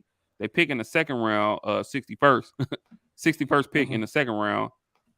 So now I'm sorry, I had to go ahead and you know what I'm saying, really get into the Niners. No, you So good. Yeah. so just to get back into what you were saying, or let me pose this question to you. So we talk about the Rams. They're obviously Good stuff. they're they're gonna be right there at the end of the day. What can the Niners do to win the division this year and possibly see themselves in the Super Bowl? Because they're right there. You know what I'm saying? What can they do to help Trey Lance in his first season as a starter? What can they do to help him be successful? Stay healthy. And you're talking about the Niners as a whole. Stay healthy. And then too, I wanted to mention this too. And I know we just said that Kyle Shanahan, he could pretty much pick and plug, you know, anybody in at running back, and they can be successful. Other than Eric Mitchell, all their other running backs are free agents. So that's Jermichael Hasty, the Raheem Mustard. All of those guys are free agents. You know what I'm saying? And I think that it's important for them to find, you know, some other backs to get in there, because as we've seen, none of their backs can stay healthy. As great a running back, as great a running game as they have, none of their backs can really stay healthy. And all of those guys are free agents. So I think it'll be interesting to see what they do there. But I'm sorry, go ahead. Well, no, I was about to say, well, first of all, you know that they drafted I know they drafted a young kid out of Ohio State last year that could possibly pay dividends for him. I don't want to get the kid's name wrong, because I know they have about 5 or 6 freaking running backs, but and they stay with him. They stay with him. They're kind of taking the page out of the New England Patriots book. But as far as them as a team and what they need to do to be successful, once again, I said stay healthy, because that's the thing that's really killed them the last 2 years. But they have their formula. They run the football. They play good defense. I think they improve. They really focus and put more. They put more energy into improving the secondary, especially at corner. But they have one of the best front sevens in the league. Nick Bosa, who I'm on record for not, you know, it's not that I thought he would be a bust, but I didn't think he'd be better than his brother. Nick Bosa is supremely talented, and I think he could easily be a defensive player of the year candidate next year. He should have been this year. Better than Joey. He's better than Joey. It's hard for me to say this, because Joey Bosa has had a very refined technique coming out of college. Nick Bosa is refined, but he's so much more athletic than Joey Bosa is. So I think that's the difference. I think Joey might have something to say about that this year, especially seeing how, and you know, I'm still a little distraught about this, but especially seeing how they're gonna pick up my boy Khalil Mack on the other end there. So it should really open some things up for him. It should, but I mean, if you look at Nick Bosa, I'm not saying that they don't have talent over there, but the truth is, we're not going to sit here and make it seem like, you know, he has a world beater on the other side playing across from him, right? So yeah. I mean, he has Tariq Armstead. You know, Tariq Armstead, kind of an inside-out guy, can play defensive tackle and defensive end. So, but Nick Bosa, very impressive. We know some of the players that they have at other positions on the offensive side of the ball. George Kittle struggled with health last year. Deebo Samuel, surprisingly, who's usually injury prone, came into his own and became a very intriguing player. Jack of all trades. I mean, and he looked. It's to the point you was talking about running backs. They got Deebo Samuel. Deebo Samuel was playing. Hey, look. Since we talking about running backs, they can hand him the ball, you know, 6, 7, 8 times a game, and he's liable to pop one. You know what I'm saying? You're right. He did in the playoff game against Dallas. He scored on a run. So they have a lot going well for them. I think the only question mark for them is health and really how Trey Lance progresses. But the truth is that I think Kyle Shanahan is so good, he's not going to put too much pressure on Trey Lance. He's going to bring him along the right way. They're going to have an efficient running game, and it's going to be even more efficient because remember, Trey Lance is an athlete. He's an athlete that Jimmy Garoppolo wasn't. So you may see a few sprinkles of that into that scheme. Now, I can even see them using a little bit of read option with him. Of course, and getting him, and getting him out. You know what I'm saying? Using his feet, Of course, a lot of misdirection and quarterback read options, all that stuff. So it's going to be fun to watch. As far as the draft goes, you talked about corner. That's exactly what I was looking at. I picked out two guys for them. You guys know I always do free agent and a guy in the draft. As far as free agent, a guy that I've already heard is big and they could possibly go for is J.C. Jackson from New England. And I actually had him and Stephon Gilmore written down as corners that they may look out for. Very possible. Now, or even and I mean not to these two guys level, but even like a Joe Hayden. Right? Joe Hayden, he's getting up there, but he's still productive, right? He's still making plays. But J.C. Jackson is in the prime of his career. Now, I don't know how they're going to be able – it's going to be a salary cap. How can they navigate that and sign him for a big contract? Because J.C. Jackson's going to get – he's going to get a Jalen Ramsey, if not reset the market. He's going to get a $20 million plus contract. You think so? He is. He's going to reset the market. J.C. Jackson has the most interceptions, I want to say, over the past 2 to 3 years. He's been that productive. So and not to veer too far off track, but okay. So you say a guy like that is going to reset the market. Yes, it's going to reset the market. Is it more so because he's the hot guy right now, or do you genuinely consider him to be a top 3 cornerback in the league? He's a top 3 cornerback in the National Football League. Worst case scenario, top 4. Worst case scenario, top 4. And he's younger, and you have to look at what he came from. He was an undrafted guy. J.C. Jackson wasn't my higher. Yeah. So you think that his coverage skills are just that elite, and I say that because and I'll hark back to this. You got guys like when he's healthy, like a Marcus Peters, who we both agree he isn't that great of a cover corner, but I'll be that dog if he has great phenomenal ball skills, and I'll be that dog. You put that ball in his presence around him. You know what I'm saying? Hey, for every gamble he'll take, he'll get 1 or 2. The thing that's intriguing about J.C. Jackson in comparison to a Marcus Peters or Xavier Howard was the kid that plays for Miami. From Miami, Yeah, from Miami, is that he's probably equally as good, just as great as his ball skills are. Right. He's a very good coverage corner. Right, he could play man to man. He could play some zone. He's a tall guy, right? He's 6'1", 6'1.5", almost 6'2". Right. And he's might, and if I'm not mistaken, he's a little bit younger than these guys, right? He's about 26, 27. So he's entering that ripe age where he's probably in the prime of his career, especially from a football IQ standpoint. So I think any team that gets him, that can afford him, I've heard mentions of Kansas City. I've heard, obviously mentions of San Francisco 49ers possibly grabbing them and giving them a contract, but he's going to make them better, and teams are going to be very worried of throwing at him. And imagine putting J.C. Jackson and this defense behind Nick Bosa, Tariq Armstead, and with the pressure they're going to be able to get on the quarterback, the opportunities they're going to be there. They rush with 4, mind you. And they can get there with 4. Yeah, they can get there with 4. So it's going to be very interesting to watch. But I got J.C. Jackson in free agency, elite ball skills, rangy guy.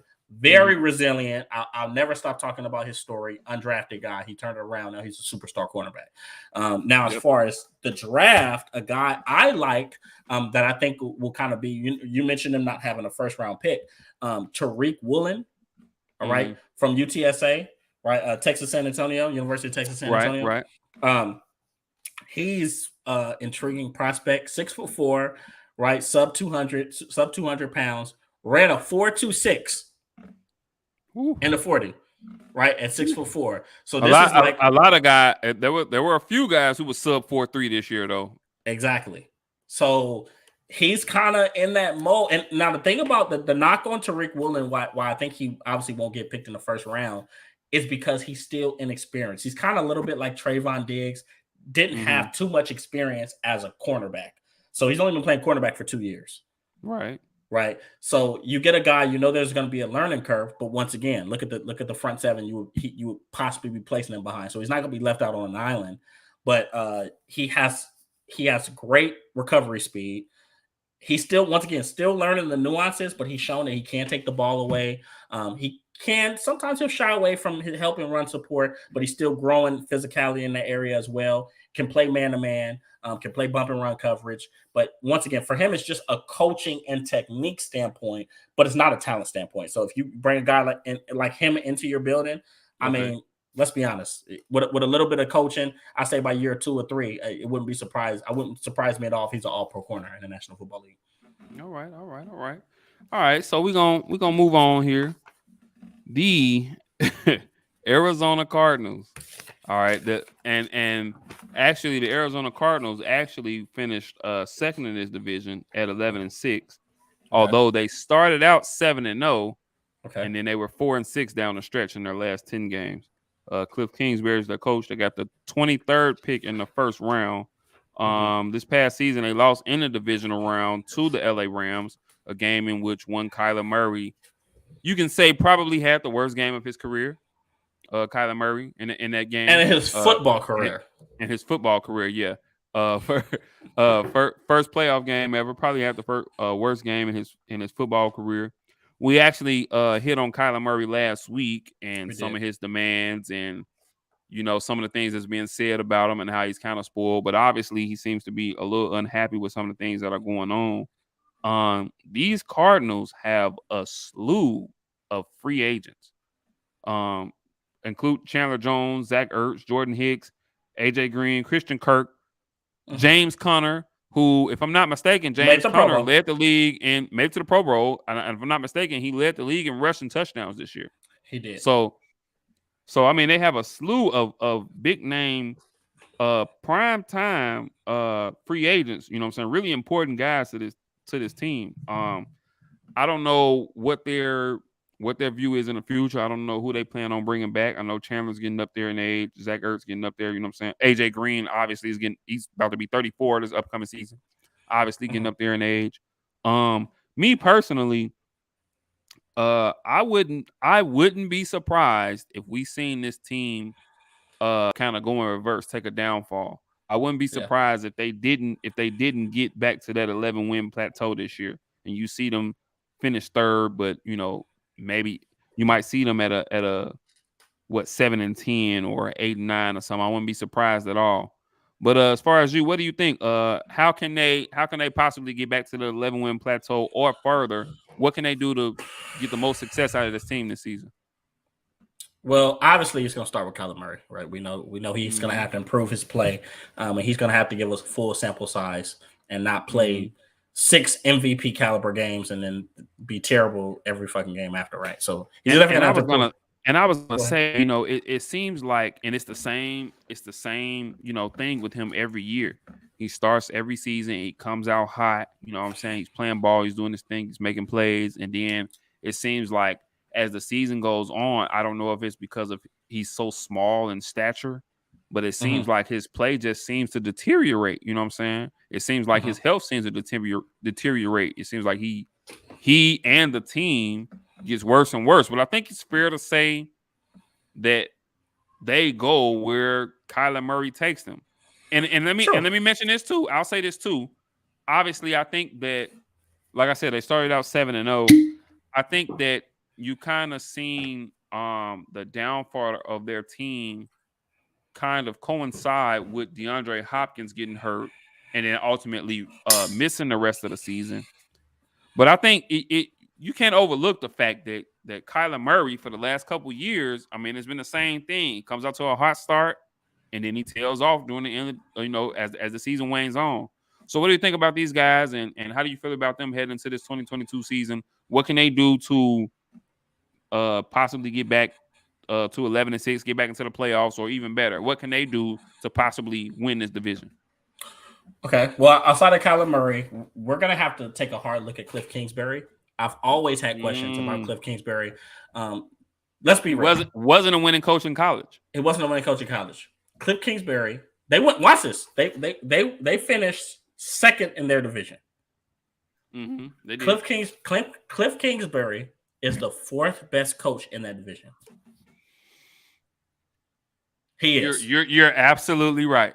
He's the 4th best coach. He's the 4th best coach in that division. Because now you have 2 Super Bowl winners and another coach that's been to the Super Bowl. That's been to the Super Bowl. So yeah, you're absolutely right. It's an uphill battle for him. That's a question you have to ask: is Cliff Kingsbury the guy to lead these guys to the promised land? And even more than that, is he the guy that's going to hold Kyler Murray accountable? Does he have that kind of juice? I think that's the biggest thing. They need somebody that's going to come in the building and really tell Kyler Murray, like, hey, You need to man the fuck up and really lead this ball club.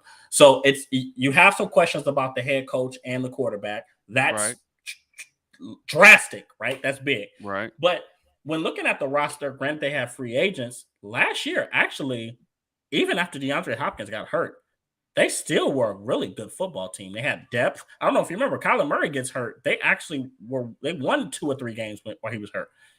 Mm-hmm. Right. So this was a team that was really well built, had some they had some juice on defense.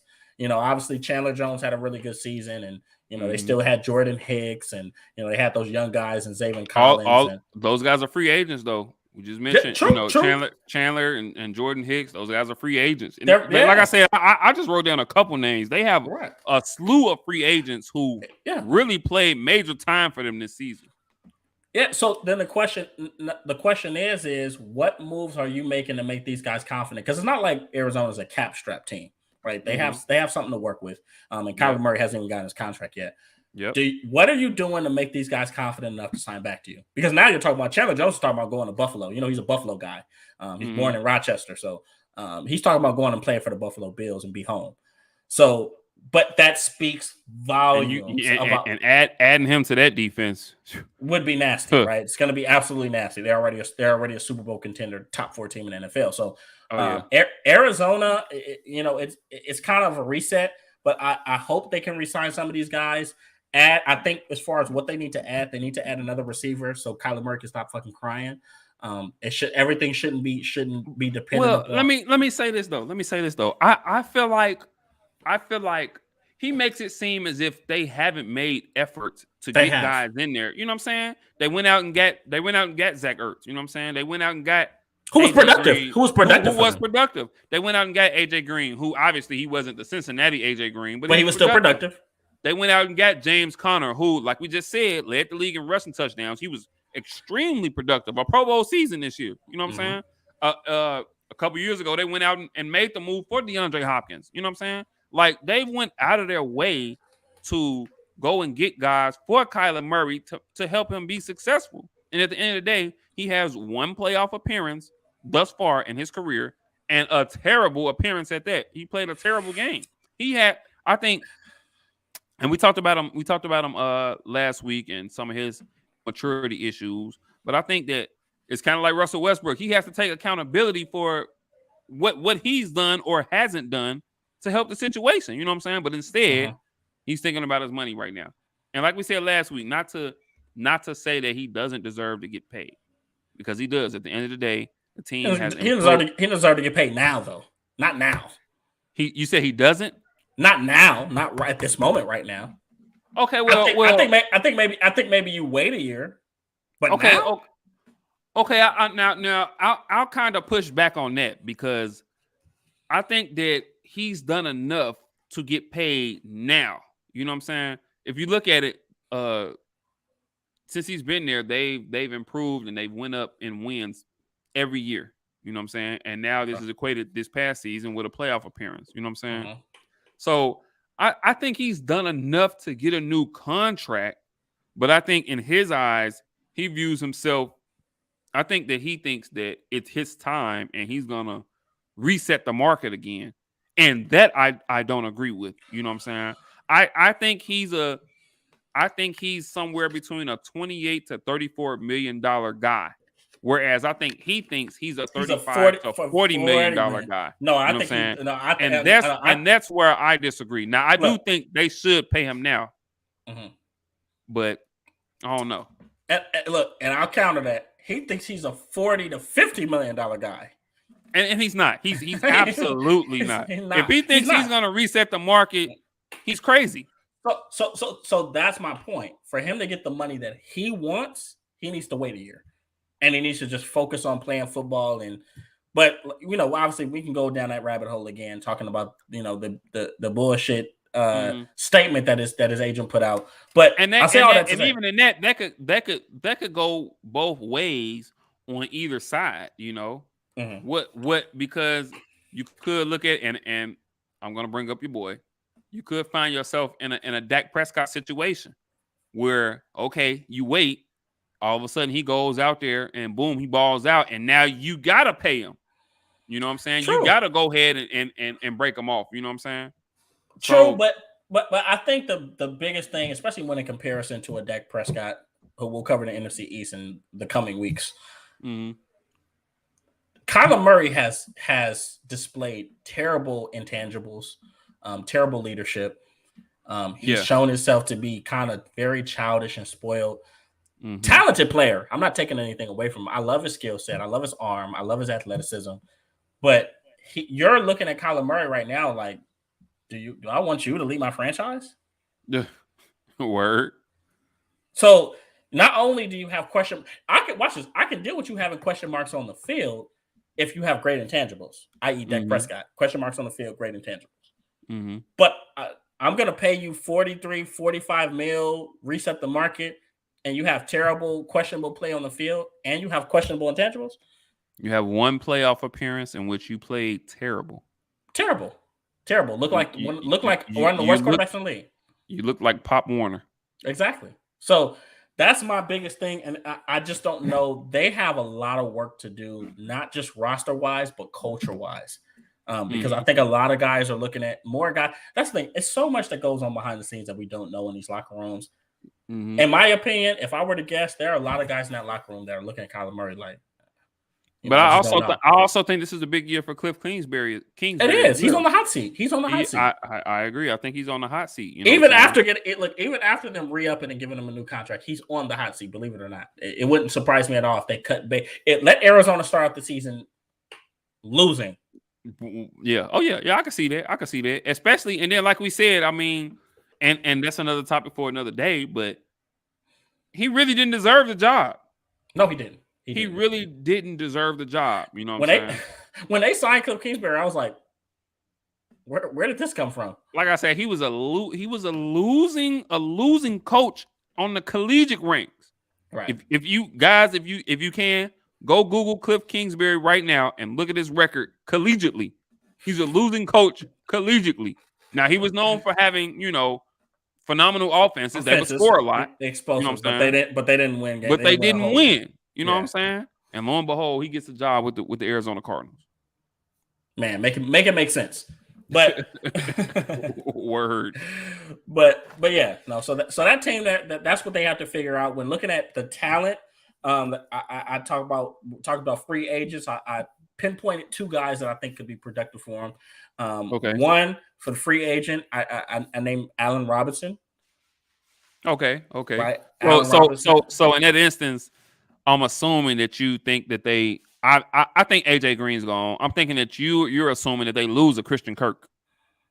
I think they do, and I think and it's only because I think some team is going to value Christian Kirk a lot more. He's been very productive for them, and he's still very young. And he's young, and I think Christian Kirk is entering the best years of his career. So a team's going to value him as a number 2 caliber guy, and he's going to get some good money elsewhere. Don't be surprised to see Christian Kirk go to like a New England or something like that, right? I can see that, yeah. So Allen Robinson, him, tall, physical, 50-50 contested ball guy, has great skills after the catch, great possession guy, right? Big catching radius, veteran guy. He's been a Pro Bowler before, so this guy has been fairly successful since his time in the National Football League. I think he'll come in and he'll create a 1A 1B type of dynamic with DeAndre Hopkins. Exactly, and plus, I think I think he fit perfectly alongside D Hop. Yeah, right. So who's who I have for them in free agency, and I think obviously his value is a little bit down. He had injuries, and obviously he suffered from some bad quarterback play with Mitchell Trubisky. Well, bad coaching too. Matt Nagy was doing all kind of crazy shit. I know. I know. That's my team. I know. Hey, look, running triple wide receiver reverses on the goal line. Yeah, right. I'll never forget that. I'll never forget that. Never. So, I got Allen Robinson for them. I think he'll be an instant, really good pickup for them. As far as the draft, I know they pick about 23rd overall. I have them picking 23rd pick, first round. I had them taking the kid from Arkansas, Traylon Burks. I think he'll fall. He didn't have any. He kind of had a questionable combine. A lot of people. Apparently he's dropped on some draft boards, But you bring Traylon Burks in. He comes in. Maybe he's your number 2 guy. He's similar to people have compared him to Deebo Samuel. You can actually do a variety of things with him. He's a big guy, but crazy enough, he has wiggle. He's very athletic. He's about 6'2", 220, 230, but he can move. You could put him on jet sweeps, right? You could put him in the backfield and he can do some things. You know, you can hit him on wide receiver screens and he'll take the ball, break tack. He's pretty good after the run too. So I think Traylon Burks is a guy that they could bring in, maybe develop him under DeAndre Hopkins, and he could eventually, possibly when DeAndre Hopkins gets older, become the number 1 receiver for that football team. So I was thinking, you know, because as we discussed, Chandler Jones is a free agent. I was thinking, you know, J.J. Watt's only getting older. He's constantly injured, you know, not necessarily dependable. Clearly, he's not the J.J. Watt he was. I was thinking, you know, 23rd pick, maybe they go defense. Maybe they go somewhere defensive line, some sort of edge guy or something. Can you see that happening? Maybe I thought maybe and I know I've mentioned this guy, maybe a Jermaine Jones from Florida State. You know what I'm saying? Can you see them with their 23rd pick? Maybe going defense, maybe going D line, getting some sort of edge rusher, someone that can possibly, you know what I'm saying, create some pressure. I can, but if we're talking about 3-4 outside linebackers, you know, maybe not a Jermaine Jones. Maybe you look at I don't want to mispronounce his name. I know Michigan has another very talented pass rusher outside of Aiden Hutchinson. His name is his name is Who's David. Who's going to go very early in the draft? Exactly. Who's going to go very early in the draft. But maybe you look at a guy like him who could come in, still very raw, still developing, growing into his body, but very explosive athlete. And he was kind of like the yin to Aiden Hutchinson's yang, and they were both double-digit sack guys their last year at Michigan. So it's David That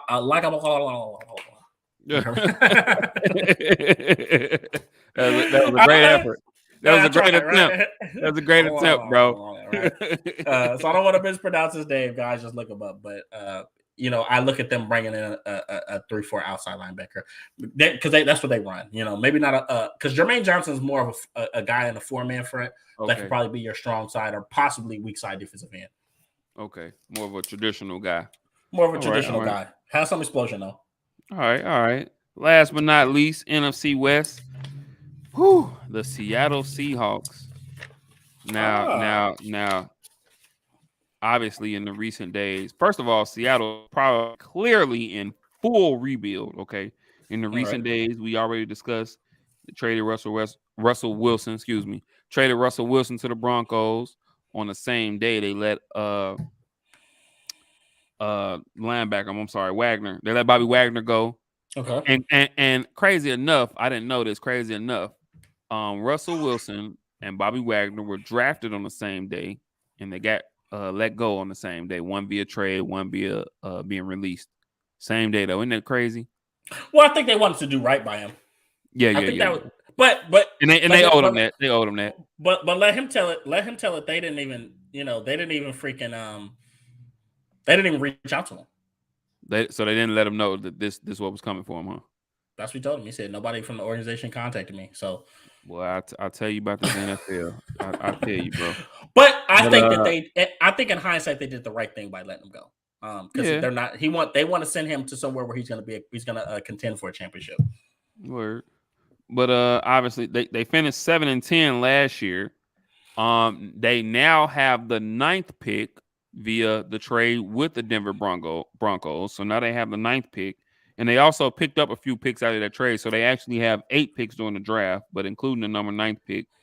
They have a slew of free agents. Like I said, they're probably going to go in a total rebuild. But, I mean, Dwayne Brown, both running backs, Rashard Penny, Alex Collins, both of them are free agents. Quadri Diggs, Gerald Everett, DJ Reed, and the list goes on and on. They have a slew of free agents. Like I said, they let Russell Wilson go, traded him to the Broncos. Bobby Wagner got released. What's next for this team? Where do they go? Where does the rebuild start? I know they got, Drew Lock back in the trade. They picked up Noah Fant. Do they stay there at quarterback? Do they look for a quarterback with this 9th pick? And this isn't a really big quarterback heavy draft, but what's next clearly they're in full rebuild. Mm-hmm. Pete Carroll is one of the oldest coaches in the league. Where do they start this rebuild? Where do they go? What's the outlook for them? Well, okay, it's an obvious rebuild. Mm-hmm. But I think that as far as the quarterback position, I think Drew Lock is their ultimate fallback plan. If they Okay. can't find somebody to be their starter, they'll look in the draft. They'll see if they find some guys that they like. And also, you'll also see them do some things in free agency and possibly make a big trade. I think Okay. Seattle, when looking at what they've done over the past 10 years, I think they're in a very great position as a rebuild team. I think they can turn this thing around within the next 2 years.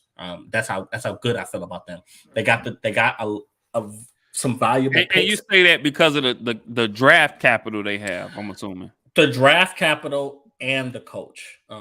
People can say what they want to say about Pete Carroll, but Pete Carroll knows how to build a team. He knows how to build a ball club. Now, this is going to give him. Now, this is going to be fun to watch, and it's going to be interesting because now Pete Carroll can do whatever he wants to do with little to no pushback from Russell Wilson. Right. Word. He can. I see them leaning a lot on building a strong running game. I think they're going to become a lot more of a blue collar team, like kind of how they were when they won the Super Bowl. Right. Okay. You'll see the. If I'm them, I look at bringing Rashad Penny back. And I don't know if they tendered him. I think they did. I don't know if they did. I don't know if they picked up his 5th-year options because obviously you said he's a free agent, right? Yeah. Right. I don't know. I guess, and I'm gonna say this. I don't know if he has thus far. I don't know if he's quite lived up to what they thought he would be He coming out hasn't. of San Diego State, correct? San Diego State, but he hasn't. But I'll tell you this: But he did have some games. I was gonna say the this back past season, yeah.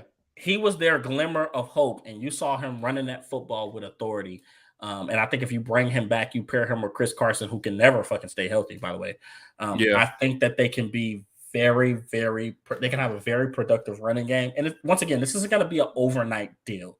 They need to have something that they can hang their hat on. I think it's running the football, and I think they're going to have to rebuild that defense. But if I'm them, I'm blowing this thing up. I'm trading Jamal Adams. Now you're hearing talks of them trading Tyler Lockett. They just got him, but here's the thing: what value is he really giving them? He's a linebacker. Yeah. Come on, you guys. He's a rover. He's not a safety. But you talk about trade Jamal Adams, trade Tyler Lockett. They're even considering trading DK Metcalf. I can see them keeping him because he's a young guy. So, for them, like I said, they have something to work with. They have the draft picks, and quietly as kept, they're in the Deshaun Watson sweepstakes. Yeah, they are. Which would make things even more and that's interesting. major. That's major because you're gonna see the talks about Deshaun Watson pick up, especially since they announced that he won't be facing any criminal charges. Mm-hmm. He'll just have to deal with the civil suits, right? Which in legal terms, that's kind of that's a huge difference between criminal charges and just the civil suits. You know what I'm saying? And I'm not going to speak on what he's accused of. I'm not going to get too in depth into that, but in layman's terms, depending on the NFL, we could possibly see Deshaun Watson play some football this coming season. Oh, I think it's a foregone conclusion. But my only issue with that is if you bring him in, you got to have something to give him to work with. Maybe not just receiver wise, but running game wise. Maybe some in the offense, because I don't want people to expect him to be a superhero. Granted, he's a superstar talent, right. But I don't know if he's at the place where Russell Wilson can win with a bad roster. Yeah, I don't think I can agree with that. I don't think that Deshaun Watson is there yet, where he could take a bad team and just win a whole boatload of games. He's just not there yet. So they have a lot of intriguing options that they can do. For me, I looked at quarterback, a few options for them, one in free agency, one in the draft. A free agent, I'm gonna throw him out. You're like, you're gonna look at like, dang, Ken, you picked him. I'll tell you a guy that's hot off the press. Okay. Hey, Gardner Minshew. Hey, your boy. Gardner Minshew, for those that don't know, old King Tiberius here, he has been a fan and a supporter of Gardner Minshew since his Jacksonville Jaguar days. You know what I'm saying? And me and him, even pre-podcast, we would have this debate about Gardner Minshew. And I must admit, you know what I'm saying, he has helped me to kind of get along that bandwagon. Gardner Minshew is a starting quarterback in this league. And I must admit, you know what I'm saying, old Tiberius here, he's kind of helped me to realize that Gardner Minshew is a starting quarterback in this league. Yes, he's a starting quarterback in this league, and I think he's a cheaper option. Obviously, he's coming off of a year where he was a backup for both Jacksonville and Philadelphia. And But Philly. hey, let's look at some of his production. He had four. He only played 2 games, 2 or 3 games. He accounted for 439 yards, 4 touchdowns, and 1 interception, and he had a 104.8 passer rating. So when he's on the field, he's productive, and he's 1-1. He won one of those games, right, for Philly. Yeah. And people were like, "Dang, should he start over Jalen Hurts?" Obviously, he went back to Jalen Hurts, but he continues to show and prove his worth and show that he's tough as nails. He has very great intangibles. People gravitate towards him. I tell you what, in Jacksonville, you can't tell those people shit about Gardner Minshew. They love his dirty draws. Word. So I think he would fit that Seattle culture. I think he'd be an amazing fit there, and I think he'd be cool if they want to pair him with a decent running game, with a Rashad Penny or Chris Carson. He come in there day one, spread the ball around. Obviously, you keep DK Metcalf. Maybe you add some young guys in the draft. So that's what I got for them in free agency. In the draft, I went ahead and took a Malik Willis, undersized QB. Oh, so at 9, no, because they have the 9th pick now. At 9th, I took Malik Willis. I have to take a Malik Willis. But once again, it's going to depend and hinge on if they have some form of foundation. Maybe they have if they can develop some kind of running game and have something there for him to help him develop. I think that they'll be okay. And the reason why I say that is, and I don't know if you heard me ever say this before, Malik Willis. I'm not going to say he's an enigma, but you watch him and he's very raw. But you watch him sometimes, and sometimes he looks like Deshaun Watson, and sometimes he looks like Russell Wilson. So it's like you're watching his game, and the reason why I say Russell Wilson is because he does have athleticism, right? He can get loose and evade tackles and stuff like that. And as far as Deshaun Watson, one thing I like that Malik Willis does is no matter what happens to him in the backfield, he's breaking a sack or something like that, he always keeps his eyes downfield. That's a rare trait, right? He doesn't get lost. He doesn't get lost in traffic and lost in the shuffle and stuff like that. He could literally get sacked or get grabbed by 2 or 3 defensive linemen, a linebacker, whatever. But his eyes are always downfield, and you've seen him make some plays like that. So he's an intriguing prospect. I think if they decide to move on to Malik Willis, obviously it's because they like him as a character and they feel like he can lead their franchise. But I think he could be a very good kid to come and develop and eventually be the guy for that franchise. So if you see a Malik Willis at 9, the other quarterback that I'll say is, I think most analysts or whatever have said that he is probably the best quarterback in this draft, although it's not a quarterback heavy draft, is Kenny Pickett out of Pitt. Sure. So that makes me wonder, if you see Malik Willis possibly going at 9 to Seattle now, does that mean that he could possibly go before Kenny Pickett? It's very possible, and it's only because I think people feel like Malik Willis has the higher upside. And I'd agree with that. I would agree. He has a higher upside. He has the bigger arm. Kenny Pickett is more of a high floor guy that could come into your franchise. Remember, he's a 5th-year senior, so this isn't like a baby. This guy's been in college. He's been in college for a minute. He can come in a little bit, probably handle a little more of the rigors of being a leader. That's what Kenny Pickett offers. But Malik Willis is very raw. And I'm gonna tell you a reason why I think that he would fit, or why Seattle would like him over Kenny Pickett. Okay. He comes across as very impressionable. And when I say impressionable, for people that don't understand that, Pete Carroll wants to run his system, and he wants somebody that's just gonna fall in line. Yeah. He doesn't want anybody that's going to come and give him pushback and no, I want to do this. Malik Willis comes across, especially if you watch him in interviews, very attractive personality. He comes across as a very good kid.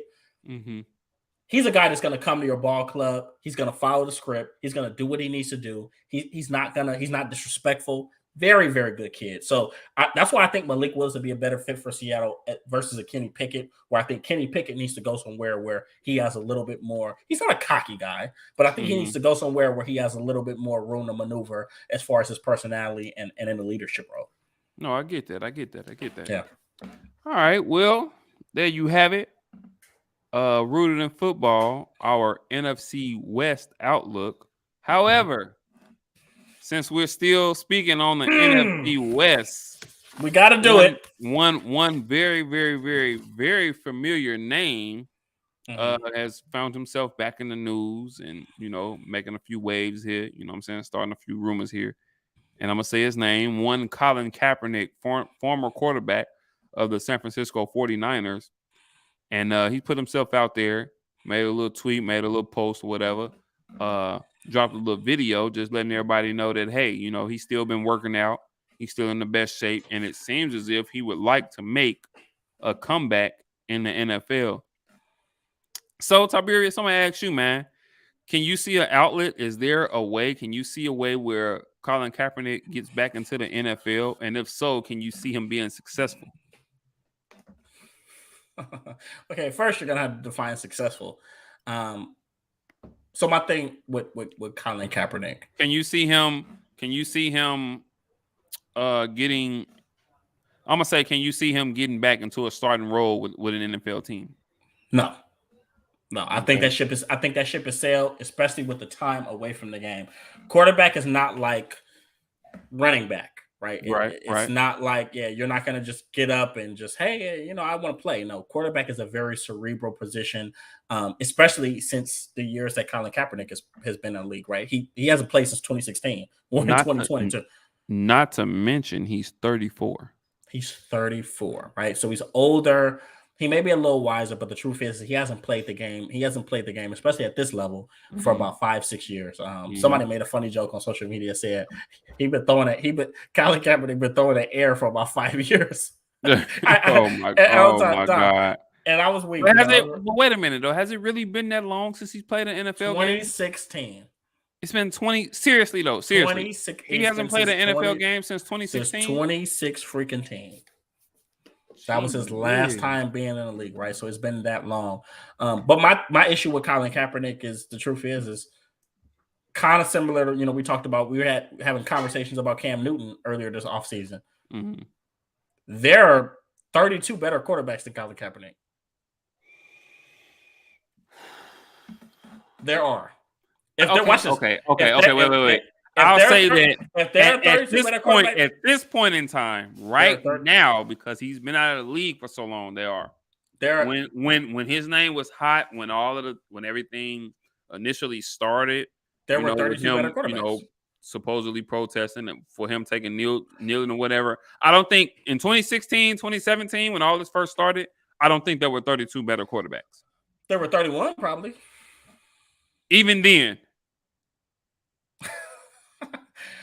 Okay, so I know we've had this discussion before. I pushed back on that. Even then, when all of this first started, do you genuinely think there were 32 better quarterbacks, or do you think that because of the attention that he was garnering, kneeling, during the national anthem, do you think that just kind of scared a lot of general GMs away? Well, I think definitely that they went into play, but okay, so this is how I break it down to people. You've heard me say this before. If you're going to be controversial, right? And this is not me. First of all, I'm a black man. I appreciate what Colin Kaepernick did for the black community.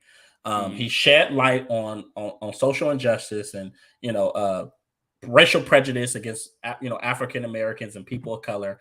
And he revealed a racist side of the National Football League that people knew but couldn't prove. And he was years ahead of the curve. He did.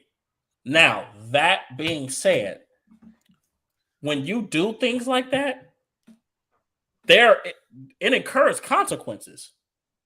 Yeah. That no matter how great what he did is, it incurs consequences. So the truth is that for him to have lived through that and still had a career in the National Football League, he would have had to have been great. He wasn't great. He was average at best, especially towards the end of his career. He was a phenomenal athlete. He was an exciting talent. He was an exciting player. But there was never a point where you could say Colin Kaepernick was one of the 10 best quarterbacks in the National Football League. No.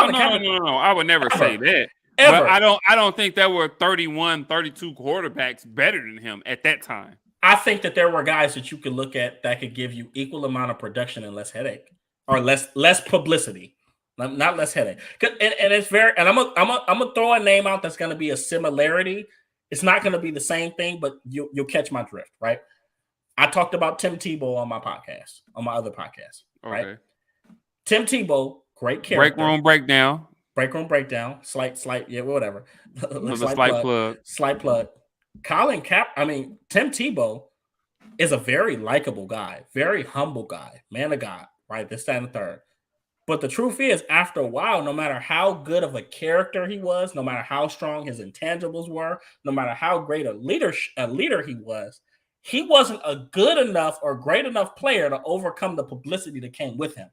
So if I agree with that, but Colin Kaepernick was better than Tim Tebow. And guess what? He still wasn't great enough to overcome the publicity that came with him. He probably came with more publicity.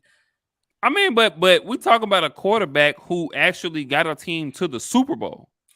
You can't say he was a game manager because watch this. Grant. Okay, this is what I'll say. Granted, that year he kind of came in, you know what I'm saying, mid-season, and he took some guys by surprise. There was no tape on him. There was no tape on him. People didn't necessarily have the opportunity to game plan for him. But we still talking about a guy who got a team to the Super Bowl, and even in the years, you know, after that, he had about one good year after that. I give you the year they lost to the Seahawks in the AFC in the NFC Championship game when Sherman had the knockdown on Michael Crabtree. You know what I'm saying? Even beyond, okay, let's look at it like this. The season in question, when he was doing all the kneeling and whatnot, statistically, even though the team didn't do as well, statistically, if you look at him statistically, it wasn't bad. He wasn't doing terrible. No, if I'm not mistaken, he went about 19 and 8. He had a really good touchdown to interception ratio. But the truth is, he played in a Chip Kelly offense that inflates stats. It's like a 3 or 4 play playbook that minimizes reads, and it's very simple. And he just placed more emphasis on him as a runner. I'm not saying he didn't do his thing, but I don't think you look at that year and say, "Oh, okay, this guy can be a starter for my team." No, come on now. I think you're like, okay, he made the most of his opportunities within that offense.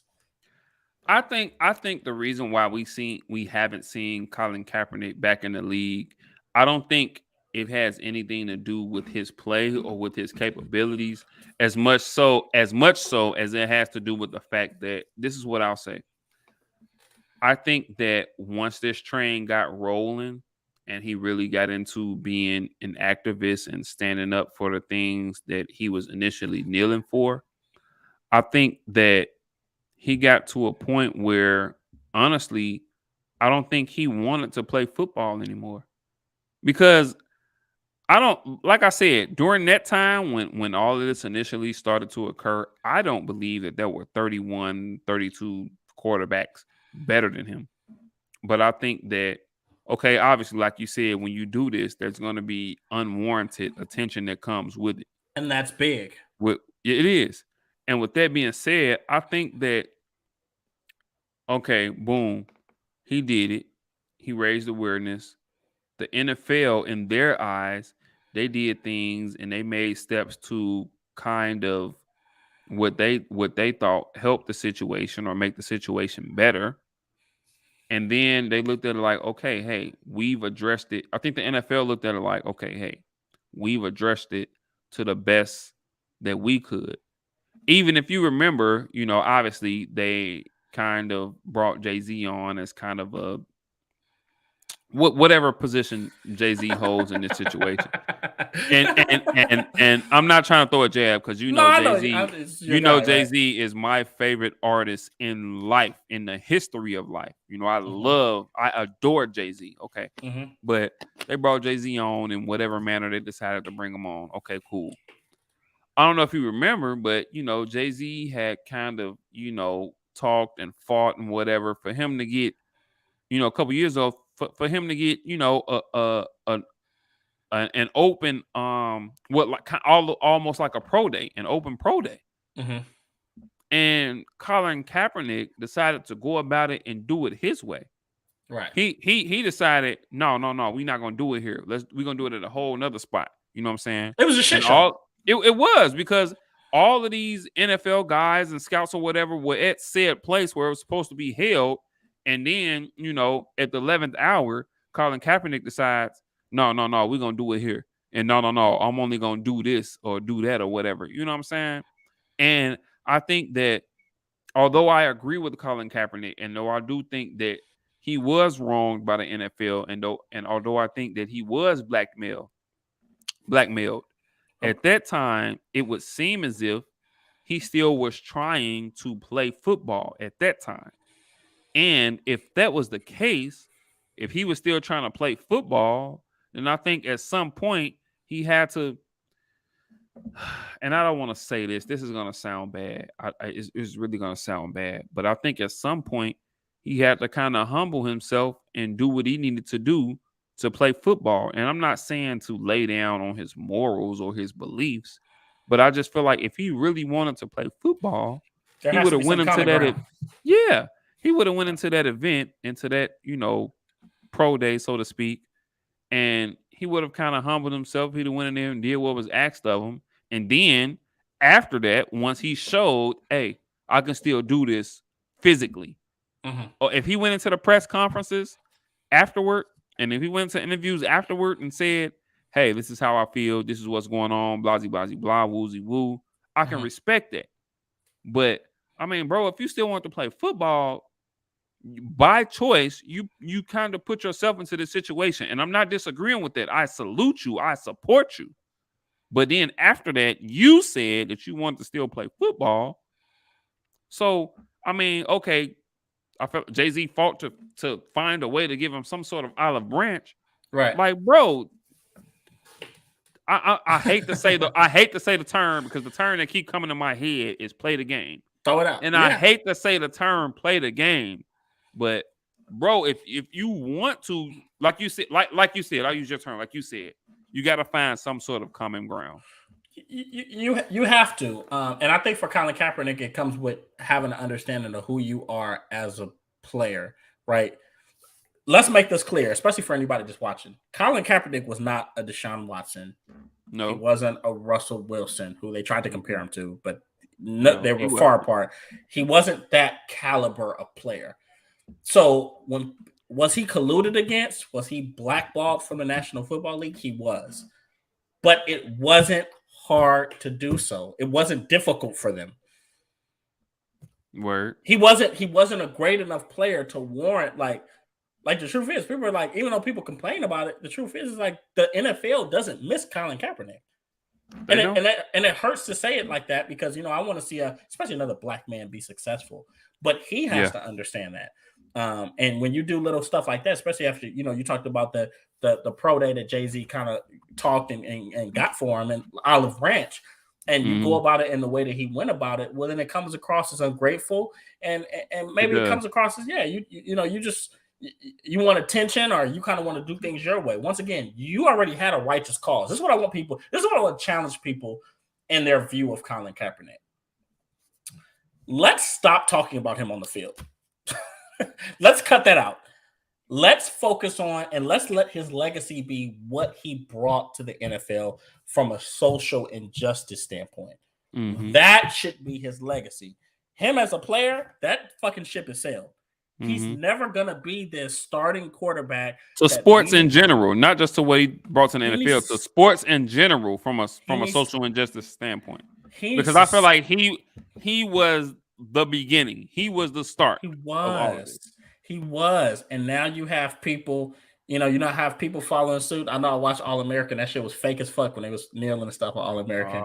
You already know what's up, right? Another story for another day. But I say all that to say is that a lot of other sports and athletes followed suit And it really started a movement. It was a beautiful thing to watch, man, because It was.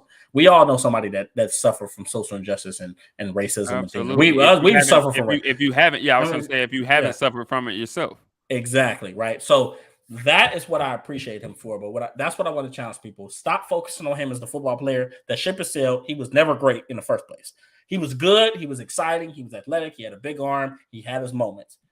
But we need to stop. We need to get out of this mode where we keep talking about Colin Kaepernick like the league is just like it's a total travesty that he's not a national football. It's not. Mm-hmm. It's really not. They're colluding against him. Mm-hmm. Equally, they're colluding against him, but it's not a difficult thing for them to do because the truth is that I don't think, especially now, there's not one team Colin Kaepernick that just say, okay, Colin Kaepernick is better than this guy. So you're saying that, if it was, say, for instance, if it was a Russell Wilson or a Lamar Jackson or Then you even would have yeah, even who? even I'll even throw his name out there, and although he has his issues right now, Deshaun Watson, previous to this, you know what I'm saying? Then you have an argument. Then you have an argument because these are great players. Mm-hmm. These are guys that are special, right? Any question marks you have about them, these are guys that the NFL, that the league will miss because they bring so much revenue. They're not only are they exciting players, but they're great in their own right. Colin Kaepernick was never in that mold. Colin Kaepernick's never made a Pro Bowl. Yeah. And that speaks volumes. That's what I try to tell people. So, once again, for him, and then let's say he did make it back into the league. Let's speak. If we want to talk about guys that are in line to get signed, he's not at the front of that line. No. I mean, No, obviously, with 4, 5, 6 years since he's played a game, he has a long road ahead of him. He has, and I would hope that he realizes that, because when you take the view and the standpoint that he has on certain things, along with the fact that he hasn't played football in years now, he has a long road ahead of him. He's probably gonna have to start on someone's practice squad. You know what I'm saying? And then, maybe someone, like, he has a long road ahead of him.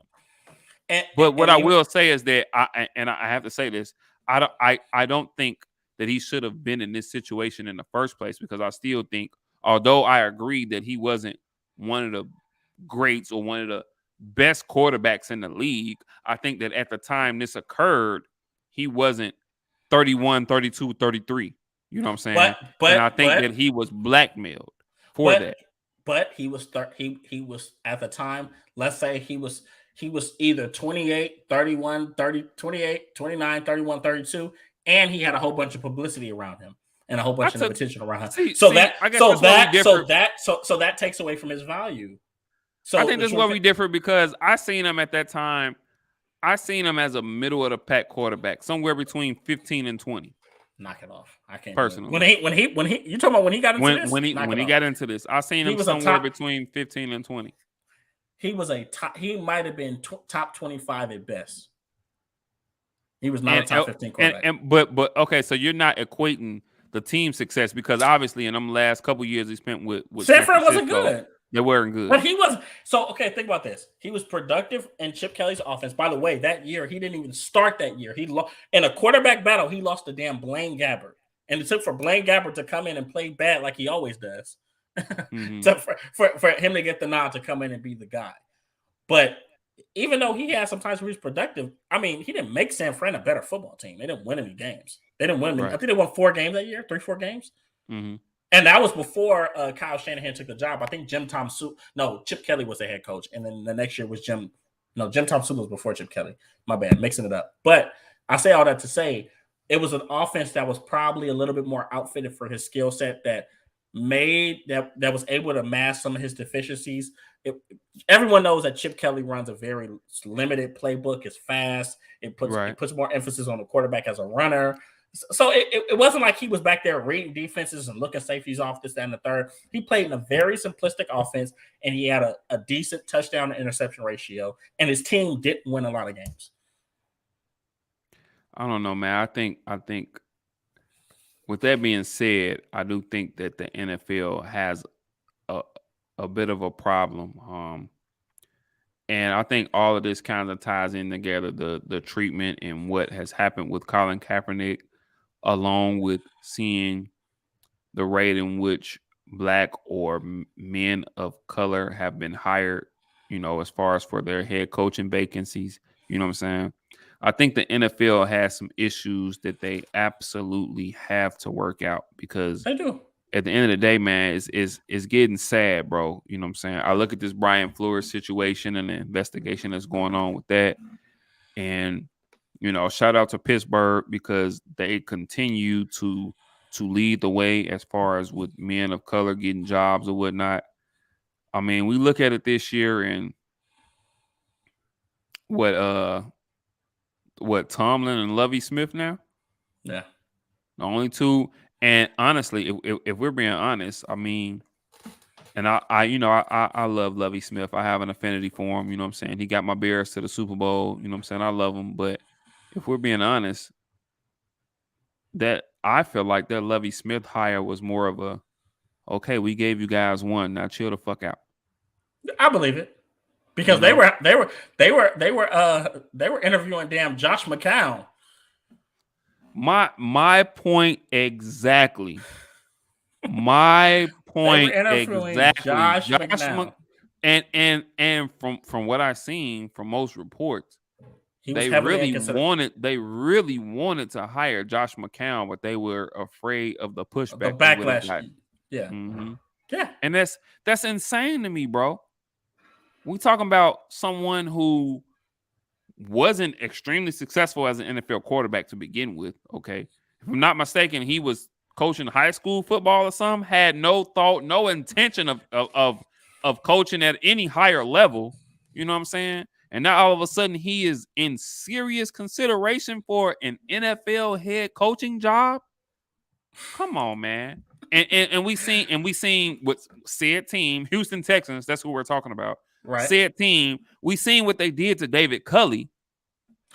Yeah, well, with David Culley, I think it was always supposed to, and it took for a friend to explain this to me. Guys, I learned too. Not perfect. But it took for him to really break it down to me and explain to me. He said, you know what? If you look at the way his contract was structured, a lot of it was front loaded. They always knew, and David Culley always knew that this would always be a 1-year deal.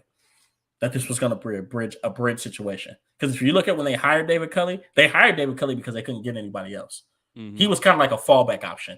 So they did do David Culley kind of dirty, but the truth is, I think it was a lot more mutual of an understanding than we know. I feel like that's so sad though, because we're talking about a guy in David Culley who's been around football forever. For years. Forever. And this was his first head coaching opportunity, and they set him up for failure. And even with that, and it's crazy to say this for a team with such a terrible record, but they fought hard. They were a very scrappy team. They played hard in games. You know what I'm saying? And he rolled with what was Davis Mills, third, fourth rounder? You know what I'm saying? And he rolled with this kid, and he found a way to surprise some guys and win a couple games. But at the end of the day, just play hard and get that team to continuously, even with a losing record, even though everyone knew that they weren't necessarily trying to win games, he continued to find ways to get that team to play hard. You know what I'm saying? And I just feel like it's just wrong the way they did this guy, and the way they're doing coaches and men of color in general. I think the NFL has a real problem, a real issue that they have to address. Well, I think the cool thing is now it's on the forefront, and it's out in the open more than it ever was. So I think that all eyes are on the NFL, and now they're kind of more or less kind of walking on eggshells. Like, okay, like we got to make sure we be careful because we'll get this reaction, or we'll be perceived this way. And I think that's what's important. You have issues with how Colin Kaepernick's situation got handled, and obviously most recently with Brian Flores, who was a winning head coach and got fucking fired, mind you. It's the craziest thing I've ever seen in my life. Won 7 of his last 8 games, and they let him go. And firing him, right? But it's because he didn't fit from a cultural and political standpoint what they wanted for that ball club. And I'll say this, man. Call me crazy. I believe everything that he is implying that happened. I believe that the owner there, I believe that he was trying to give Brian Flores incentives to lose games. You know what I'm saying? So that they can get higher draft picks or whatever. But that's just not the guy Brian Flores is. No. I mean, call me crazy. I believe that. Yeah. No, it's very believable because if you kind of look at his tenure there, Brian Flores is a no nonsense guy, Yeah. and he really, if we want to be honest, he really righted the ship very fast. He really turned that team around very fast. Yeah. And look, and he did that after getting rid of. That's why it's funny that he's playing for that he's coaching for the Steelers now. He got rid of guys like Minka Fitzpatrick and I have to think about some of the other players, but literally anybody that wasn't with his program, you can go, you can go, you can go, you can go. And he turned that team around, and they became a very competitive football team. They did. They did. Even with a player in Tua who I don't think he ever truly believed in. Never. And if I'm not mistaken, reports come out that he really wanted Justin. He really Herbert, wanted. Yeah. He wanted Justin Herbert, and they wanted Tua. Or Deshaun Watson. Right. Who was very close. Who, by the way, guys, mid-season, Deshaun Watson, before the trade deadline, that deal was all but done. They just wanted Deshaun Watson to settle on those cases, but he didn't want to settle because it would have admitted guilt and made him look guilty. Yep. Exactly. So that deal was all but done. Deshaun Watson was going to go to Miami and be the guy. So obviously they're out of the race now, but that just shows you how much that Brian Flores didn't believe in Tua. Yep. So, oh no, man. Yeah. I mean, the NFL definitely has some work to do. You know what I'm saying? With that being said, I wish Colin Kaepernick the best of luck. You know what I'm saying? I wish that he can find some success and find some outlet. If what he really wants to do is play in the NFL again, then I wish him luck. I wish he can find some sort of outlet or find some sort of route to get back into the league. But with that being said, as much of a supporter as I am, I hope that he realizes that it's a long road ahead, and he's not just going to just come in and take somebody's spot like that. He's going to have to go into these training camps, do the work. He might have to be on someone's practice team. He might have to hope and wait out an injury to get an opportunity. And I hope that he realizes that. Or he might have to join one of these other leagues, right? What's the other leagues is coming back? Was it UFL? I mean, USFL or XFL or something. Yeah, he might have. I love it. He's really going to have to, when it comes to just simply football, if someone decides to give him an opportunity, he's going to have to humble himself. Right. And that's what's required, right? He did the work. He did the work on the social justice side. But as far as the football side, he's going to have to really have to humble himself to become the player that he thinks he can become. I don't think he'll ever be a starter again, but I think at best he could possibly become a backup, right? Yeah, I see him maybe being someone's backup. Maybe if injuries happen in this league, maybe seeing injury, he gets in there and get him another opportunity. But and that's the thing. Like I said, I just hope that he realizes that because of the attention he's garnered and the fact that he's been gone for so long now, he's not just going to jump in and get into a starting spot or compete for a starting job. Right. Agreed. So, yep. I'm looking forward to seeing what's happening, you guys. This was a great sports week. Next week is going to be crazy. Obviously, we're going to have a lot of interesting. We might have some more signings and NFL transactions, trades, everything, right? And obviously, the NBA is heating up. The NBA season's still winding down. The NCAA tournament, these brackets were just released today. That's right. Did you do your bracket? You know what, bro? They released them probably maybe like 30, 45 minutes before we got on, but you better believe I'm about to fill one out. So what I'll do is maybe I'll fill one out. Maybe I'll post it. I'll post it on the on our Rooted in Sports Instagram page. Check us out. And check us out. If you guys aren't following already, go ahead and you know what I'm saying, hit us up, Rooted in Sports on Instagram. And maybe I'll fill one out, put it up on that Rooted in Sports Instagram page. And for all my NCAA college basketball fans, you can let me know what you think. If you guys will fill one out yourself, you can let me know where you agree or disagree with my picks. You know what I'm saying? I am a college basketball fan.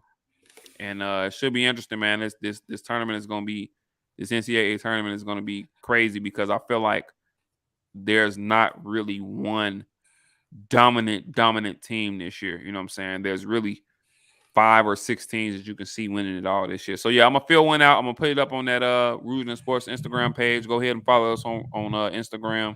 And yeah, y'all let me know what you think about it.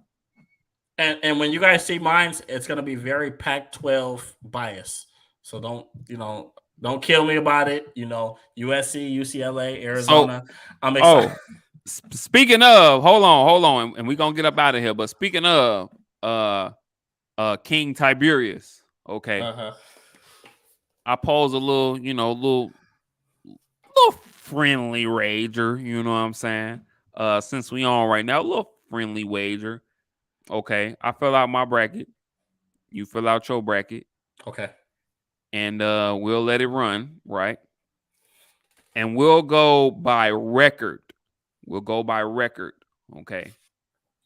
Whoever has the best record picking games of the NCAA tournament, the other person has to wear said person's favorite, team gear. So let me explain. So say when I fill out my bracket, you fill out your bracket.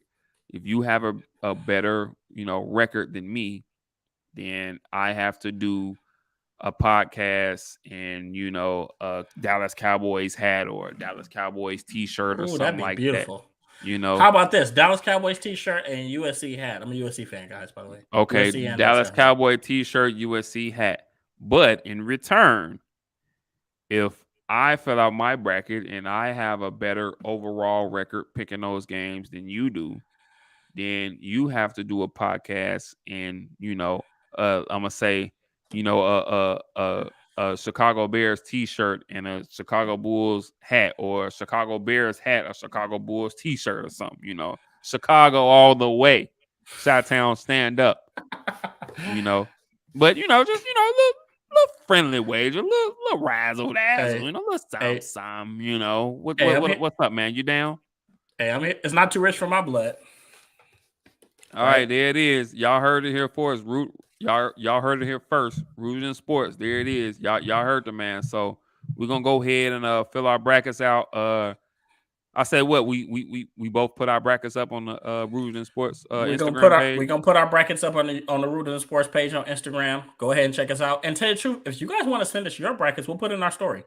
Right? Oh yeah, absolutely. Yeah, yes sir. Feel free if you guys want to, fill out your own brackets and send it to us or whatever. We'll definitely put it up in our stories and whatnot. And, we can definitely compare and contrast or whatnot. But yeah, between me and this dude, man, we gonna see what's up, and you guys will know who won by who's wearing whose team's gear.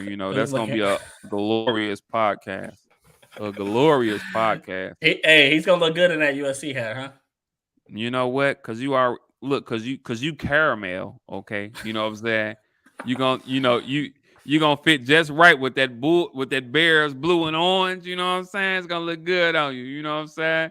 Look, I'm you know what I'm saying, get you a little, little Justin Fields, little something, little razzle dazzle. Or you can go with the Bulls, get you a little Bulls hat, a little DeMar DeRozan. You know what I'm saying? And I'm gonna tell you this: you better. Hey, look, DeMar DeRozan went to USC now. He did. Okay. Hey, look, I'm gonna tell you this: and Vucevic. Van Vucevic. I want you to tread lightly, because I'm gonna tell you this: if you keep pissing me off, if I win, I may make you wear a Baby Jordan jersey. Well, I gotta be Baby Jordan, though. You know what I'm saying? Hey, MJ to go anyway. I would Jordan gladly. Baby Jordan play for USC. Man, go ahead, man. God bless your heart. Mm-hmm. Talking about some Baby Jordan. But anyway, guys, man, once again, we appreciate you all tuning in. Ooh. You know what I'm saying? And another one in the books. You know what I'm saying? Rooted in Sports Podcast, King Tiberius Swan Dunn. We love you all. God bless you all. Once again, we'll be right back here next Sunday. You know what I'm saying? 8 Eastern, 5 Pacific. We love you guys. We appreciate all the support. This is just the beginning. And yeah, man. Till next time, you know what I'm saying? And follow us on Twitter. And every Saturday we got Rooted in Sports Community, where we chop it up and you guys can have your input and stuff like that, and it's a lot of fun, right? You can post stuff to the page and everything, and then you can also meet other sports personalities on Twitter. So every And Saturday, 12 p.m. Pacific Standard Time. And shout out to my boy King Tiberius, who also has another podcast himself, the Break Room Breakdown. So go ahead and look that up on YouTube and everything. Go ahead and subscribe. You know what I'm saying? And it's a really good look. It's great to get into. You know what I'm saying? Where he covers all sports. You know what I'm saying? He gets into hockey, and he has one with lacrosse and everything. You know what I'm saying? He get into a little bit of everything. So for the novice sports fan, go ahead and subscribe to that on YouTube. Once again, it's the Break Room Breakdown. You know what I'm saying? We love you guys. Like he said, Rooted in Sports on Twitter Spaces every Saturday. What you said, 12 Pacific, right? 12 p.m. Pacific Standard Time. And look, I gotta get my tail. I gotta get my tail in there myself. You know what I'm saying? But he works. Duty calls. You know, I'll be working, so it'd be tough for me sometime on that Saturday. But yeah, Twitter Spaces, Rooted in Sports, Twitter Spaces every Saturday, 12 p.m. Eastern. Don't forget to follow the Rooted in Sports Instagram page. Twitter. Don't forget, obviously Rooted in Sports on Twitter. You know what I'm saying? Don't forget, hey, give us a follow on Facebook. Ira So Focus Swanson. Carol Clark. That's my government name. That's my slave name. You know that, right? Oh my goodness. But yeah, you know what I'm saying? Give us a follow on Facebook. Once again, man, we love you guys. We appreciate you guys for following. This is just the beginning. The sky's the limit for us. You know what I'm saying? Kenny, I love you, bro. Once again, yet another one. And that's it, man. I'm gonna get on up out the way. Okay. All right, y'all. Peace.